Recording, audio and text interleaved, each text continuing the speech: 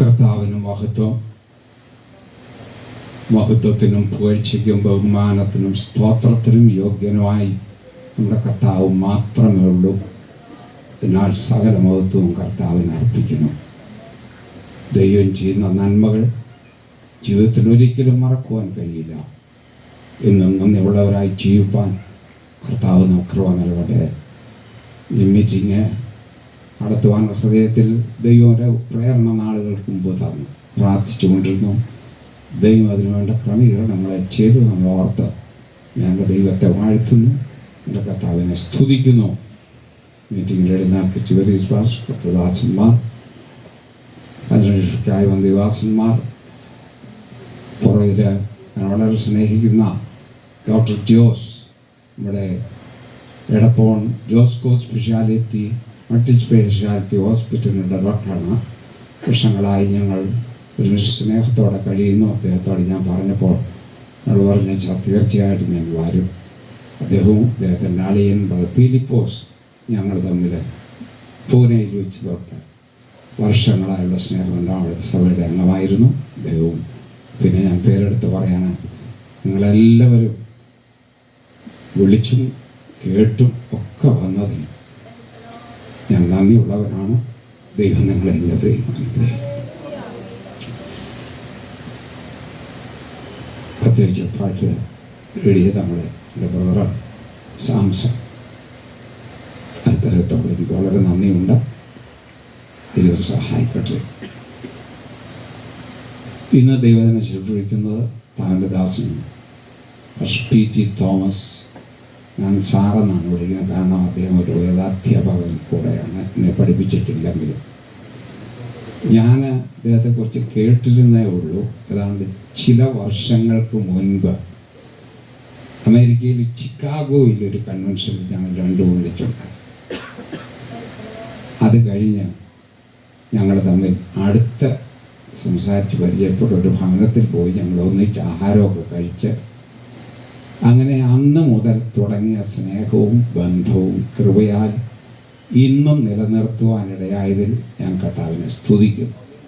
കർത്താവിൻ്റെ ദാസനെയും കുടുംബത്തെയും ഓർത്ത് ഞാൻ കർത്താവിനെ സ്തുതിക്കുന്നു. ഇന്ന് രാത്രി കർത്താവിൻ്റെ മാറ്റമില്ലാത്ത തിരുവചനം നമുക്കെല്ലാവർക്കും അനുഗ്രഹമായി തീരുവാൻ പ്രാർത്ഥനയോടെ ദൈവസന്നിധിയിലായിരിക്കാം. കർത്താവിൻ്റെ ദാസൻ SP.T. തോമസ് അവർ. കർത്താവിൻ്റെ അതിപരിശുദ്ധമായ തിരുനാമം ഇന്നുമെന്നും എന്നേക്കും വാഴ്ത്തപ്പെടുവാനാകട്ടെ.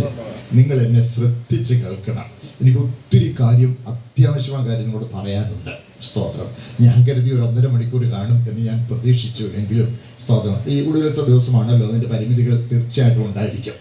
അതുകൊണ്ട് ഞാൻ വളരെ വേഗം കാര്യങ്ങൾ പറഞ്ഞു പോകാൻ ഞാൻ ഉത്സാഹിക്കുന്നു. നിങ്ങൾ എന്നെ ദയവായി ശ്രദ്ധിച്ച് കേൾക്കണം. ഞാൻ സാധാരണ പറയാറുണ്ട്, പുറമേ നിങ്ങൾക്ക് കാണാൻ കഴിയുന്നില്ലെങ്കിലും അരയിൽ ഒരു തോർത്തും ചുറ്റി പാത്രത്തിൽ വെള്ളവും പിടിച്ചുകൊണ്ട് നിങ്ങളുടെ മുമ്പിൽ നിൽക്കുകയാണ്. അർത്ഥം മനസ്സിലായല്ലോ? ഞാൻ ശുശ്രൂഷിക്കാൻ നിൽക്കുക. ശുശ്രൂഷിക്കുന്ന എൻ്റെ കടമയും ശുശ്രൂഷ അനുഭവിക്കുന്ന അവകാശവുമാണ്.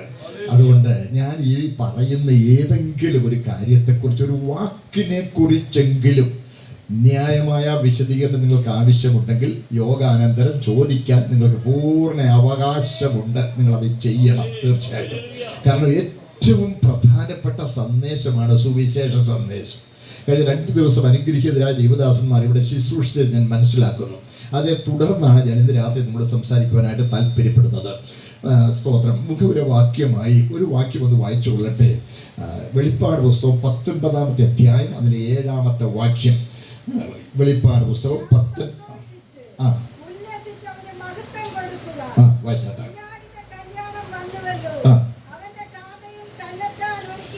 വളരെ നന്ദി. നാം സന്തോഷിച്ച് ഉല്ലസിച്ച് ദൈവത്തിന് മഹത്വം കൊടുക്കുക. കുഞ്ഞാടിന്റെ കല്യാണം വന്നുവല്ലോ, അവന്റെ കാന്തയും തന്നെ താൻ ഒരുക്കിയിരിക്കുന്നു. സ്തോത്രം. ഹല്ലേലൂയ. പ്രിയമുള്ളവരെ, ഇതിനോടനുബന്ധിച്ച് കർത്താവിന്റെ വരവിനെ കുറിച്ച് വളരെ വിശദമായി പറഞ്ഞാൽ കൊള്ളാമെന്നുണ്ടെങ്കിലും അതിൽ ഞാനിപ്പോൾ സമയം ആ നിലയിലേക്ക് പോകുന്നില്ല. നമുക്കറിയാം, ഈ അടുത്ത നാളുകളിൽ നമ്മുടെ ചുറ്റുപാടുകളിൽ ലോകത്തിലെ നാനാഭാഗങ്ങളിൽ നടന്നുകൊണ്ടിരിക്കുന്ന സംഭവങ്ങൾ കർത്താവിൻ്റെ വരവ് വളരെ അടുക്കെ വാതിൽക്കലായിരിക്കുന്നു എന്നുള്ള സത്യം നമ്മെ എല്ലാവരെയും ഓർമ്മിപ്പിച്ചുകൊണ്ടിരിക്കുന്നു. സ്തോത്രം. ഈ കഴിഞ്ഞ ഒരു ദിവസം ഒരു ഇതര മതസ്ഥനായ എൻ്റെ അടുത്തൊരു സ്നേഹിതൻ, വലിയ ജ്ഞാനിയായ ഒരു സഹോദരനാണ്. അദ്ദേഹം എന്നോട് പറയുകയുണ്ടായി, തോമസ്, ഒരു കാര്യം ഞാൻ സമ്മതിക്കുന്നു, അതായത് വിശുദ്ധ ബൈബിളിൽ പറഞ്ഞിരിക്കുന്ന ദൈവമാണ് സത്യദൈവം എന്നുള്ളതിന് ഇന്ന് ഇസ്രായേലിന്റെ ചരിത്രം ഒന്നും കൂടി സാക്ഷ്യപ്പെടുത്തുന്നു എന്ന് അദ്ദേഹം പറഞ്ഞപ്പോൾ എനിക്ക് അഭിമാനം തോന്നി. പിന്നെ ഞങ്ങൾക്ക് അതിനെ സംബന്ധിച്ച് അല്പം കാര്യങ്ങൾ അദ്ദേഹത്തോട് പറയുവാനും എനിക്ക് സാവകാശമുണ്ടായി. സ്തോത്രം. പ്രിയ ദൈവമക്കളെ, അതുമായി ബന്ധപ്പെട്ട് ഒത്തിരി കാര്യങ്ങൾ ദൈവവചനത്തിലെ പ്രവചന നിവൃത്തിയെക്കുറിച്ച് പറയാനൊക്കുമെങ്കിലും അങ്ങോട്ട് ഞാൻ കടക്കുന്നില്ല ഇന്ന് രാത്രി. സ്തോത്രം. കുഞ്ഞാടിൻ്റെ കല്യാണം വന്നുവല്ലോ. ഈ സമയം നിങ്ങളുടെ മനസ്സിൽ ആ ചിന്ത ഒന്ന് കൊണ്ടുവരാനായിട്ട് ഞാൻ നടന്ന ഒരു സംഭവം പറയാം. പല വർഷങ്ങൾക്ക് മുമ്പാണ് വടക്കൻ കേരളത്തിൽ അധികം സുവിശേഷ യോഗം നടക്കാത്ത ഒരു ഭാഗത്ത് എന്നെ ഒരാഴ്ച യോഗത്തിന് വേണ്ടി വിളിച്ചിരിക്കുന്നു. അന്ന് ഇന്നത്തെ പോലുള്ള സൗകര്യങ്ങളില്ല, മൊബൈൽ ഫോണൊന്നുമില്ല, എനിക്ക് വാഹനമില്ല. ഞാൻ ട്രെയിൻ ഇറങ്ങി ബസ് കയറി ആ ഉൾഭാഗത്തെ ഞാൻ ചെന്നു. ഈ സ്ഥലം കണ്ടുപിടിക്കാൻ ഞാൻ ഇച്ചിരി ബുദ്ധിമുട്ടി. കുറേ നടന്ന് ഞാൻ അവിടെ ചെന്നു. ഈ ചില ദിവസങ്ങൾ പാർക്ക് ചെയ്യേണ്ടതുള്ളത് കൊണ്ട് എൻ്റെ കയ്യിൽ ഒരു ചെറിയ ബ്രീഫ് കേസ്, അതിനകത്ത് എൻ്റെ തുണിയും പുസ്തകങ്ങളും ഒക്കെ ഉണ്ട്. നടന്ന് ഈ മൈക്കിൻ്റെ ലൊക്കേഷനൊക്കെ, ആ ശബ്ദം കേൾക്കുന്ന ആ ലൊക്കേഷനൊക്കെ നോക്കി പലരോട് ചോദിച്ചും ഈ സ്ഥലത്തെത്തി. അതുകൊണ്ട് അല്പം വൈകിയാണ് ഞാൻ അവിടെ എത്തിയത്. ഞാൻ എത്തിയപ്പോൾ റോഡിന് അല്പം താഴ്ചയിലായിട്ട് വിശാലമായ ഒരു സ്ഥലത്ത് പന്തലുമൊക്കെ ഇട്ട് അവർ ഇങ്ങനെ യോഗം നടന്നുകൊണ്ടിരിക്കുകയാണ്. അവർ പാട്ട് പാടിക്കൊണ്ടിരിക്കുക, പാട്ട് സംഘങ്ങൾ. അവരപ്പോൾ പാടിക്കൊണ്ടിരിക്കുന്ന പാട്ട് കുഞ്ഞാടിൻ്റെ കല്യാണം വന്നുവല്ലോ, കാന്ത അലങ്കൃത മനോഹരി എന്നുള്ള പാട്ട് പാടിക്കൊണ്ടിരിക്കുക. അപ്പോൾ സ്ഥലത്ത് എത്തിയല്ലോ എന്ന ആശ്വാസത്തിൽ കൈയൊക്കെ കഴിക്കുന്നു. അവിടെ എൻ്റെ കയ്യിൽ ബ്രീഫ് കേസ് ഞാൻ താഴോട്ട് വെച്ച് ഞാൻ അവിടെ നിന്നു. കുറേ ആളുകളോട് റോഡ് സൈഡിൽ കൂടി നിൽപ്പുണ്ട്. ഞാൻ അവിടെ കൂട്ടത്തിൽ കൂടി നിൽക്കുമ്പോൾ അവർ രണ്ടുപേര് പറയും, ഒരാൾ മറ്റുള്ളത്, എന്നടി ഈ പാടുന്നത് ആടിനും കല്യാണവും. അപ്പോൾ അടുത്ത് നിൽക്കുന്നയാൾ ചോദിക്കുക, എടാ ആടാണേലും വേണ്ടില്ല, കുഞ്ഞാടാണ്. ഇവരിങ്ങനെ അങ്ങോട്ടും ഇങ്ങോട്ട് പറഞ്ഞ് ഒരു ഇച്ചിരി ഒരു പരിഹസിക്കുന്ന പോലെ അവർക്കത് മനസ്സിലാകാഞ്ഞത് കൊണ്ടാണ്. ഞാൻ പറഞ്ഞ സുവിശേഷം നടക്കാത്ത ഒരു വടക്കൻ കേരളത്തിലൊരു സ്ഥലമാണ്. അവരിങ്ങനെ പറഞ്ഞുകൊണ്ടിരിക്കുമ്പോൾ അപ്പം ഞാൻ പറഞ്ഞു, സഹോദരങ്ങളെ, ഞാൻ അതിൻ്റെ അർത്ഥം പറഞ്ഞു തരാം എന്ന് പറഞ്ഞ് ആ അടുത്ത പാട്ടിന് വേണ്ടി അവർ ഒരുങ്ങുന്ന ആ ഇടവേളയിൽ ഞാനോട് പറഞ്ഞു, യേശു ക്രിസ്തുവിനെ വെളിപ്പെടുത്തുവാൻ വിശുദ്ധ ബൈബിളിൽ അനേക സാദൃശ്യങ്ങൾ ഉപയോഗിച്ചിരിക്കുന്നതിൽ ഒരു സാദൃശ്യമാണ് ദൈവത്തിൻ്റെ കുഞ്ഞാട്. എന്നിട്ട് ഞാൻ അവരോട് ഇങ്ങനെ ചോദിച്ചു, ഒരു കുഞ്ഞാട്, നിങ്ങൾക്കൊരു ആട്ടുകുട്ടി ഉണ്ടെങ്കിൽ ആ ആട്ടുകുട്ടിക്ക് ലഭിക്കാൻ കഴിയുന്ന ഏറ്റവും വലിയ സുഹൃതം എന്തായിരിക്കും എന്ന് ചോദിച്ചു. ഞാൻ വളരെ ഗൗരവത്തോടു കൂടെ തന്നെ പ്രാർത്ഥനയോടെയാണ് പറയുന്നത് കേട്ടോ. ഒരാൾ അങ്ങോട്ട് കിട്ടേണ്ടൊക്കെ പറഞ്ഞു. ഒരാൾ പറഞ്ഞു, അത് ഒരു ബലിവേദിയിൽ യാഗമാകുവാൻ ഇടയാകുന്നതാണ് അതിന് ലഭിക്കാൻ കഴിയുന്ന ഏറ്റവും വലിയ സുഹൃതം. Very good. ഞാൻ പറഞ്ഞു, കൊള്ളാം, സബാഷ്, നിങ്ങൾ പറഞ്ഞത് സത്യമാണ്. അതെ, യേശു ക്രിസ്തുവിനെ ദൈവത്തിൻ്റെ കുഞ്ഞാട് എന്ന് വെളിപ്പെടുത്തിയിരിക്കുന്നത് സകല ലോകത്തിൻ്റെയും പാപത്തിൻ്റെ പരിഹാരത്തിനായി തികവുള്ള യാഗമൃഗമായി ലോകത്തിൻ്റെ മധ്യഭാഗത്ത് യാഗമായി അർപ്പിക്കപ്പെടുവാൻ ലോകത്തിൽ അയച്ചു എന്നുള്ളത് കൊണ്ടാണ് കുഞ്ഞാട് ദൈവത്തിൻ്റെ കുഞ്ഞാടെന്ന് യേശുക്രിസ്തുവിനെ കുറിച്ച് വിശദീകരിച്ചിരിക്കുന്നത് എന്ന് പറഞ്ഞു. അത് ഉടനെ നിങ്ങൾക്കിതൊക്കെ അറിയാമോ എന്ന് ചോദിച്ചു. ഞാൻ പിന്നെ ഇതൊക്കെ പഠിച്ചുകൊണ്ടിരിക്കുക, കുറച്ചൊക്കെ അറിയാം. അത് പറയാനാണ് ഞാനിവിടെ വന്നത്. അപ്പം നിങ്ങൾ എവിടെ നിന്ന് വരിക? നിങ്ങൾ കോട്ടയത്തു നിന്ന് വരുന്നോ? ഞാൻ കോട്ടയത്തു നിന്ന് വരിക. ഞാൻ അടുത്ത ദിവസങ്ങളെല്ലാം ഇവിടെ പ്രസംഗിക്കും. ആടാ കൊള്ളാമല്ലോ. അപ്പം ഞാൻ പറഞ്ഞു, ഇത് ബാക്കിയെല്ലാം നിങ്ങൾ പറയാം, നിങ്ങൾ കയറിയിരിക്കുക എന്ന് പറഞ്ഞ് അവിടെ നിന്ന് ആളുകളെ ഉത്സാഹിപ്പിച്ചു. ഉടനെ ഏട്ടാ, നമുക്ക് കയറിയാൽ എന്താടാ? ദൈവത്തിൻ്റെ ആത്മാവരെ പ്രേരിപ്പിച്ചായിരിക്കും. സ്തോത്രം. അവർ ഞാൻ കയറി വന്നപ്പോൾ എന്നെ കണ്ടതിൽ വലിയ സന്തോഷത്തിൽ സംഘാടകർ ഇറങ്ങി വന്നിട്ട് വലിയ സന്തോഷം. ഞാൻ പറഞ്ഞേ, ഇത് എൻ്റെ കൂടെ വന്ന സ്നേഹിതന്മാരാ. കോട്ടയത്തു നിന്നും ഇവിടെ ഉള്ള എൻ്റെ സ്നേഹിതന്മാരാ. അത് ഇവർക്കൊന്ന് ഇരിപ്പിടം കൊടുക്കുക. കാര്യം തറയിൽ ഇങ്ങനെ ഓലക്കീറൊക്കെ ഇട്ടാ കുറേ പേര് ഇരിക്കുന്നത്. കുറച്ച് കസേരയും ബെഞ്ചും ഒക്കെ ഉള്ളൂ. വർഷങ്ങൾക്ക് മുമ്പുള്ള കാര്യമാണ് ഞാൻ പറയുന്നത്. പെട്ടെന്ന് അവർ ഒരു ബെഞ്ചൊക്കെ ഒഴിച്ച് ഇവർക്ക് ഇരിക്കാനൊക്കെ കൊടുത്തു. അവർ താല്പര്യമായി ഇരിക്കുകയും അന്ന് ഞാൻ അതിനെക്കുറിച്ച് തുടർന്ന് സംസാരിക്കുകയും അടുത്ത ദിവസങ്ങളിൽ സംസാരിക്കുകയും ആ പ്രിയപ്പെട്ടവർ യോഗം കഴിഞ്ഞു എന്നോട് സംസാരിക്കുകയും അടുത്ത ദിവസങ്ങളിൽ സംസാരിച്ച് അവർ കർത്താവിന് വേണ്ടി സമർപ്പിക്കപ്പെടുകയും ചെയ്യുവാൻ ദൈവം മഹാഭാഗ്യം നൽകിയത് ഞാൻ ഓർക്കുന്നു. സ്തോത്രം. പ്രിയ ദൈവമക്കളെ, ഇപ്പൊ കുഞ്ഞാടെന്ന് പറഞ്ഞാൽ യാഗമൃഗമായി ഇവിടെ വന്ന ദൈവ കുഞ്ഞാട്, ദൈവം മനുഷ്യരായി ലോകത്തിൽ വന്നവനാണ് യേശു ക്രിസ്തു. അങ്ങനെയൊക്കെ പറയുമ്പോൾ പെട്ടെന്ന് ആളുകളുടെ മനസ്സിലൊക്കെ സംശയങ്ങൾ. ദൈവം മനുഷ്യനായിട്ട് വന്നോ? അതെ, അപരിമിതനായ സർവവ്യാപിയായ ആത്മാവായ ദൈവം ഒരു മനുഷ്യഭ്രൂണമായി തന്നെ അങ്ങോട്ട് എളിമപ്പെടുത്തി സ്തോത്രം, ഒരു മനുഷ്യ ശിശുവായി മനുഷ്യന്റെ പാപം വഹിക്കുവാൻ, പരിഹാരം വരുത്തുവാൻ ഈ ലോകത്തിൽ പിറന്നവനാണ് യേശു ക്രിസ്തു. ഹല്ലേലൂയ. സ്തോത്രം. ചെറിയ വിശദീകരണമൊക്കെ പറയാം, നിങ്ങളുടെ കൂടെ വരണേ. സ്തോത്രം. പ്രിയപ്പെട്ട പാസ് പറഞ്ഞപ്പോൾ എൻ്റെ ഹൃദയത്തിൽ ഭയങ്കര വിഷം, കുറച്ച് നാളുള്ള ഒരു വിഷം അദ്ദേഹം കൂടെ പറഞ്ഞു. നമ്മുടെ കൂടിവരവുകളൊന്നും കുഞ്ഞുങ്ങളെ, ചെറുപ്പക്കാരെ കിട്ടുന്നില്ലെന്നുള്ളൊരു സത്യമാണ്. എനിക്ക് തോന്നുന്നു ഇവർക്കൊക്കെ ഇതൊന്ന് സത്യമൊന്ന് ലളിതമായി പറഞ്ഞു കൊടുക്കാൻ നമ്മൾ പരാജയപ്പെടുന്നതല്ലേ ഇതിൻ്റെ കാരണമെന്ന് എനിക്കൊരു സംശയമുണ്ട്. അല്ലെങ്കിൽ അങ്ങയുടെ പേര് തോമസ് എന്നല്ലേ, അയാൾ അങ്ങനെയൊക്കെ പറയും. അങ്ങനെ വേണ്ട, ഞാൻ പറഞ്ഞത് സത്യമാണ്. ഞാൻ പറഞ്ഞൊരു വിശദീകരണം വേണമെങ്കിൽ ഞാൻ പറയാം. അതുകൊണ്ട് ഇത് ചെറിയ വിശദീകരണങ്ങളൊക്കെ പറഞ്ഞു പോകാം. മക്കളെ, നിങ്ങൾ എന്നെ പ്രത്യേകം ശ്രദ്ധിക്കണം കേട്ടോ. സ്തോത്രം. പ്രിയപ്പെട്ടവരെ, നിങ്ങൾ ഓർത്തു നോക്കി, ഞാൻ കോട്ടയത്ത് പുതുപ്പള്ളി എന്ന സ്ഥലത്താണ് താമസിക്കുന്നത്, കുന്നമഞ്ചാണ്ടി സാറിൻ്റെ അടുത്താണ്.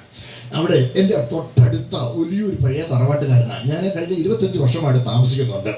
ഈ മനുഷ്യൻ ഞാൻ അവിടെ വന്ന ആദ്യ വർഷങ്ങളിലൊന്നിൽ ഒരു ആഞ്ഞിലി വിറ്റു. അന്ന് 5 ലക്ഷം രൂപയ്ക്കാണ് വിറ്റത്.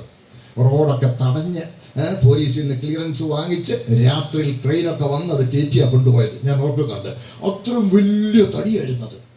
ആ തടിയും ഒരു ചെറിയ ആഞ്ഞിലിക്കുരുവിൽ നിന്നാണ് വളർന്നത്. വലിയൊരു തേക്കെടുത്ത് നോക്കിക്കേ. ആ വലിയ തേക്കും 2 വിരലിനിടയിൽ പിടിക്കാവുന്ന ഒരു ചെറിയ തേക്കിന്റെ വിത്തിൽ നിന്നാണ് വളർന്നു വലുതായത്. മറന്നു പോകരുത് പ്രിയമുള്ളവരെ. സർവശക്തനായ ദൈവം, ഇതിനെയൊക്കെ സൃഷ്ടിച്ച ദൈവം ഈ വലിയ തേക്കിനെ ഒരിക്കൽ കൂടി ഈ ചെറിയ വിത്തായിട്ട് ഒന്ന് ഒതുക്കുന്നതൊന്ന് ഓർത്തു നോക്കിക്കേ. ഈ വലിയ ഈ ആഞ്ഞിലിക്കുരുമായി ഒതുക്കുന്നതൊന്ന് ഓർത്തു നോക്കിക്കേ. ദൈവത്തിന് കഴിയും. ഇതുപോലെ നോക്കണേ. സ്തോത്രം. സർവവ്യാപിയായ ദൈവം തന്നെ അങ്ങോട്ട് എളിമപ്പെടുത്തി ഒരു മനുഷ്യ ഭ്രൂണമായി. ഹല്ലേലൂയ. ശ്രദ്ധിക്കണേ സഹോദരങ്ങളെ, ഇതിപ്പം മനസ്സിലാക്കാൻ ഒരു ബുദ്ധിമുട്ടുമില്ല. കഴിഞ്ഞ ദിവസം ഞാൻ എൻ്റെ ടെലിഫോണിൽ ഒരാളിൻ്റെ ഫോൺ നമ്പർ തപ്പുമായിരുന്നു. തപ്പി വന്നിട്ട് ഒരു രക്ഷയില്ല, കിട്ടിയില്ല. എന്നിട്ട് നോ സച്ച് കോണ്ടാക്ട്. എന്നിട്ട് അവിടെ താഴെ ഇങ്ങനെ കൂടി എഴുതി കാണിച്ചു, 2632 കോണ്ടാക്റ്റ് ഉണ്ട് എന്ന് പറഞ്ഞാൽ. പക്ഷെ അതിനകത്തൊന്നും നിങ്ങൾ അന്വേഷിക്കുന്ന ഇതില്ല എന്ന് പറഞ്ഞാൽ ഈ ചെറിയ ഫോണിനകത്ത് 2632 പേരുടെ ഫോൺ നമ്പരും പേരും വിവരങ്ങളെല്ലാം ബാക്കി വേറെയും. ഇതെല്ലാം എവിടെ ആയിരിക്കുന്നത്?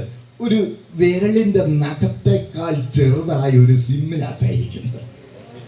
ഈ വിവരങ്ങളെല്ലാം അതിനകത്ത് ഒതുക്കാൻ മനുഷ്യ നിർമ്മിതമായ ഒരു ചെറിയ ഇലക്ട്രോണിക് ഉപകരണത്തിന് കഴിയുമെങ്കിൽ ഈ സകലത്തെയും സൃഷ്ടിച്ച സർവവ്യാപിയായ ദൈവം തന്നോട്ട് എളിമപ്പെടുത്തിയ ഒരു മനുഷ്യനായി ഇവിടെ വന്നെന്ന് പറഞ്ഞ് എന്നതാ കുഞ്ഞുങ്ങളെ നിങ്ങൾക്ക് മനസ്സിലാക്കാൻ ഇത്ര ബുദ്ധിമുട്ട്? അതെ, അത് സത്യമാണ്. അവിടുന്ന് ഇവിടെ വന്നത് എന്തിനാണ്? സ്തോത്രം. ഹല്ലേലൂയ. പാപത്തിൽ നഷ്ടപ്പെട്ടു പോയ തൻ്റെ മക്കളിൽ നിന്ന് ഒരു മണവാട്ടിയെ ഒരുക്കാനാണ് കർത്താവ് ഇവിടെ വന്നത്. ഹല്ലേലൂയ. പരിശുദ്ധാത്മാവ് ആഴമായ ആത്മീയ സത്യങ്ങളെ സ്തോത്രം നമുക്ക് മനസ്സിലാകുന്ന സാദൃശ്യങ്ങൾ ഉപയോഗിച്ച് വെളിപ്പെടുത്തിയിട്ടുണ്ട്. അങ്ങനെ വെളിപ്പെടുത്തിയിരിക്കുന്ന കൂട്ടത്തിലാണ് വീണ്ടും ജനനം എന്നുള്ളത് പറഞ്ഞിരിക്കുന്നത്. ജനനം എന്ന് പറഞ്ഞാൽ എന്താണെന്ന് നമുക്കറിയാം. അമ്മയുടെ ഗർഭത്തിൽ പുറം ലോകവുമായി ഒരു ബന്ധവുമില്ലാതെ, പുറത്തൊരു ലോകമുണ്ടെന്ന് പോലും അറിയാതെ ജീവിച്ച് വളരുന്ന ഒരു ശിശു ഇന്ന് വരെ വെളിച്ചം കണ്ടിട്ടില്ല, ഇന്ന് വരെ കയ്പോ മധുരമോ രുചിച്ചിട്ടില്ല, ഇന്ന് വരെ ഈ ശ്വാസകോശത്തിൽ ഈ കുളിർന്ന വായു ഒന്ന് ആസ്വദിച്ചിട്ടില്ല, ഇന്ന് വരെ ഇതൊന്നും അനുഭവിക്കാതെ പുറത്തിങ്ങനെ ഒരു ലോകമുണ്ടെന്ന് പോലും അറിയാതെ വളരുന്ന ശിശു നിശ്ചിത സമയമാകുമ്പോൾ പുറം ലോകത്തേക്ക് വരുമ്പോൾ ആദ്യമായി 2 ശ്വാസകോശം നിറച്ച് ഈ വായു വലിച്ചെടുക്കുന്നു, വെളിച്ചം കാണുന്നു, ശബ്ദം കേൾക്കുന്നു, കുളിരുന്നു, ഒരു ബഹളം, ഒരു ലഹള, ഒരു ഗുസ്തി ഇല്ലേ? സ്തോത്രം. ഇതുപോലെ ഈ ലോകം മാത്രമേ ഉള്ളൂ എന്ന ചിന്തയിൽ വരുവാനുള്ള ലോകത്തെക്കുറിച്ച് ചിന്തയും ബോധവും ഇല്ലാതെ ജീവിക്കുന്ന ഒരു സാധാരണ മനുഷ്യൻ ദൈവത്തിന്റെ വചനത്താലും ദൈവത്തിന്റെ പരിശുദ്ധാത്മാവിനാലും രൂപാന്തരം പ്രാപിച്ച് വരുവാനുള്ള ലോകത്തിന്റെ ശക്തി ഇവിടെ അനുഭവിച്ചറിയുവാൻ ആരംഭിക്കുന്ന അനുഗ്രഹീതമായ അനുഭവമാണ് വീണ്ടും ജനനം. ഹല്ലേലൂയ. അതുപോലെ ഒരു സാദൃശ്യമാണ് മണവാളൻ മണവാട്ടി എന്നുള്ളത്.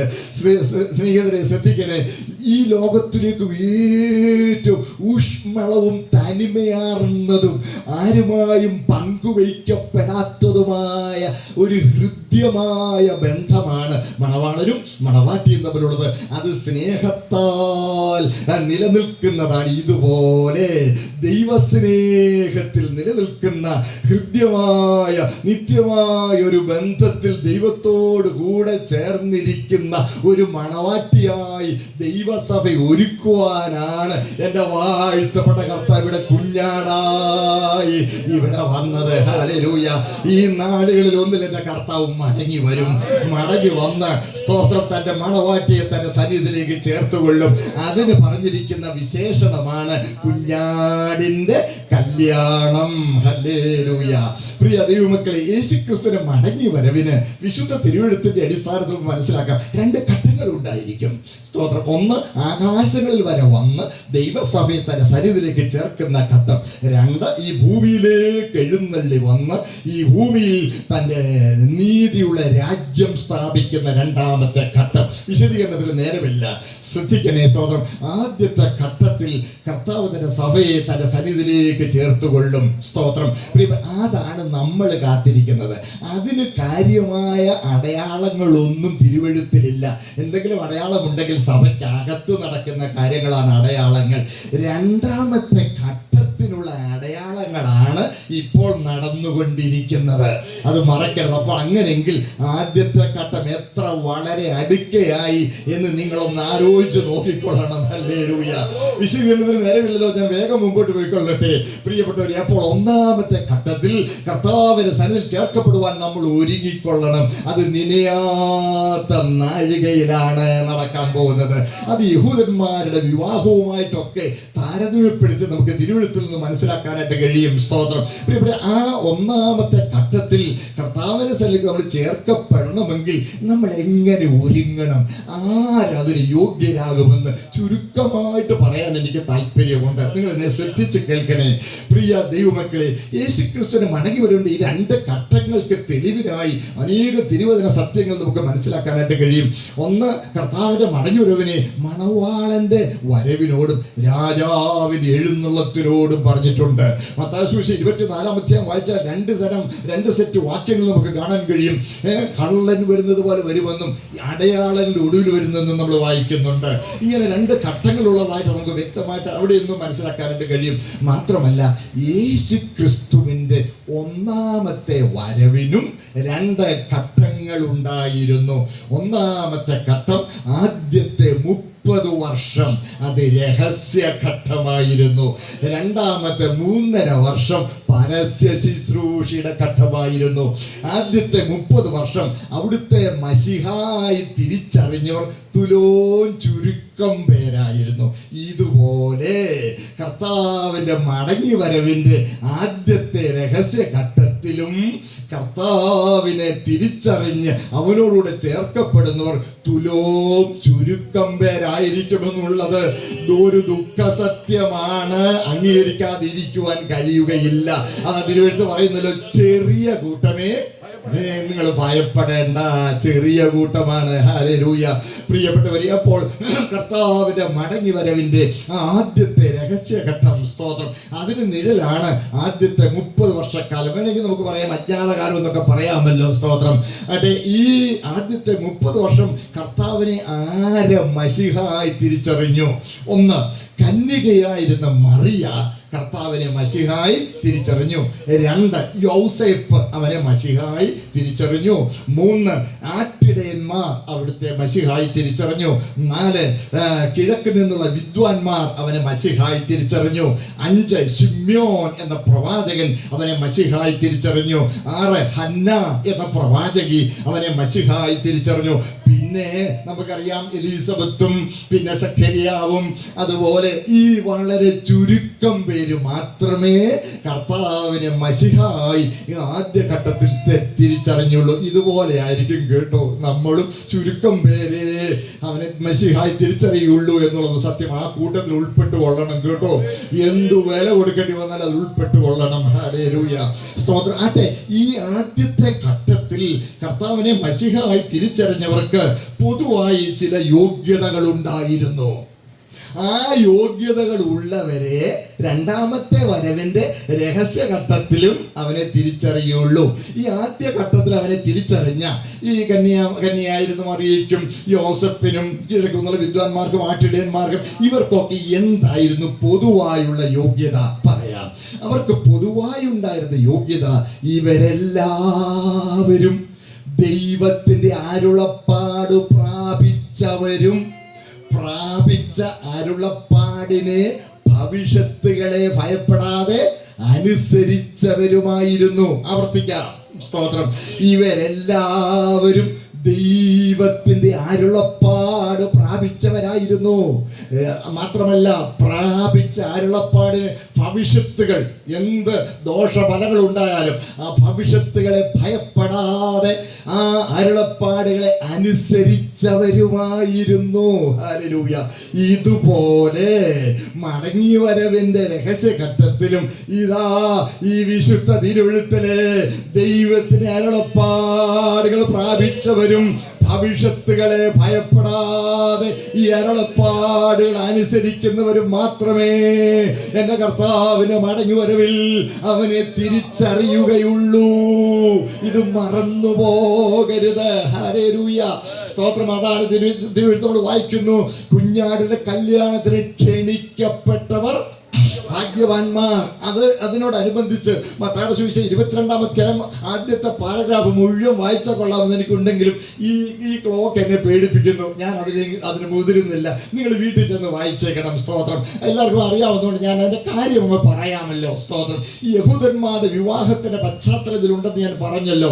സ്തോത്രം. അപ്പോൾ കന്യകയായിരുന്ന മറിയയുടെ കാര്യം ഒന്ന് എടുത്തേ. കന്യകയായിരുന്ന മറിയ, ഇവളുടെ വിവാഹം നിശ്ചയിച്ചിരിക്കുകയാണ്. യോസഫാണ് മണവാളൻ. യഹൂദന്മാരുടെ വിവാഹത്തിന് നമ്മളുടെ വിവാഹം പോലെ 2 ഘട്ടങ്ങൾ ഉണ്ടായിരുന്നു. 2 ഘട്ടങ്ങൾ. ഒന്നാമത്തെ ഘട്ടം വിവാഹ നിശ്ചയം, 2 വിവാഹം. ആ വിവാഹ നിശ്ചയവും വിവാഹവും. എന്നാൽ നമ്മുടെ വിവാഹ നിശ്ചയത്തിൽ നിന്ന് അവരുടെ വിവാഹ നിശ്ചയത്തിൽ ഒരു വലിയ വ്യത്യാസം ഉണ്ടായിരുന്നു. എന്താണെന്ന് ചോദിച്ചാൽ, അവരുടെ വിവാഹ നിശ്ചയത്തിന് കല്യാണം നടക്കുന്ന സമയവും തീയതിയും മാത്രം തീരുമാനിക്കുകയില്ല, ബാക്കിയെല്ലാം തീരുമാനിക്കും. എന്നാൽ നമ്മുടെ ഇടയിൽ അങ്ങനല്ല.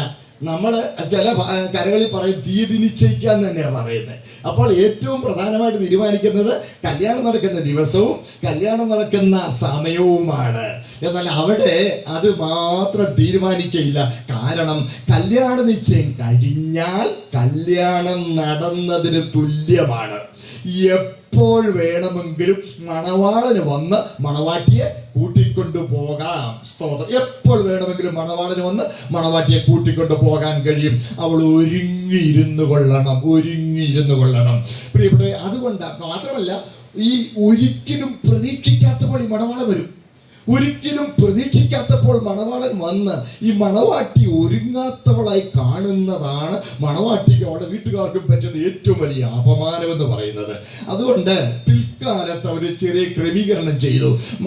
അത്യാവശ്യമായ ഭക്ഷണം കഴിച്ചുകൊണ്ടിരിക്കുമ്പോഴാണ് മണവാൾ വരുന്നെങ്കിൽ ഒരുങ്ങിയില്ലല്ലോ, അതൊരു അപമാനമല്ലേ. ഒന്ന് കുളിക്കാൻ നോക്കുമോ, ഒന്ന് ഉറങ്ങാൻ ഒന്നും നോക്കിയാൽ. അതുകൊണ്ട് ഒരു ചെറിയ ക്രമീകരണം അവർ പിൽക്കാലത്ത് ചെയ്തു. അതാ മത്തായി 25 നമ്മൾ വായിക്കുന്നുണ്ട്.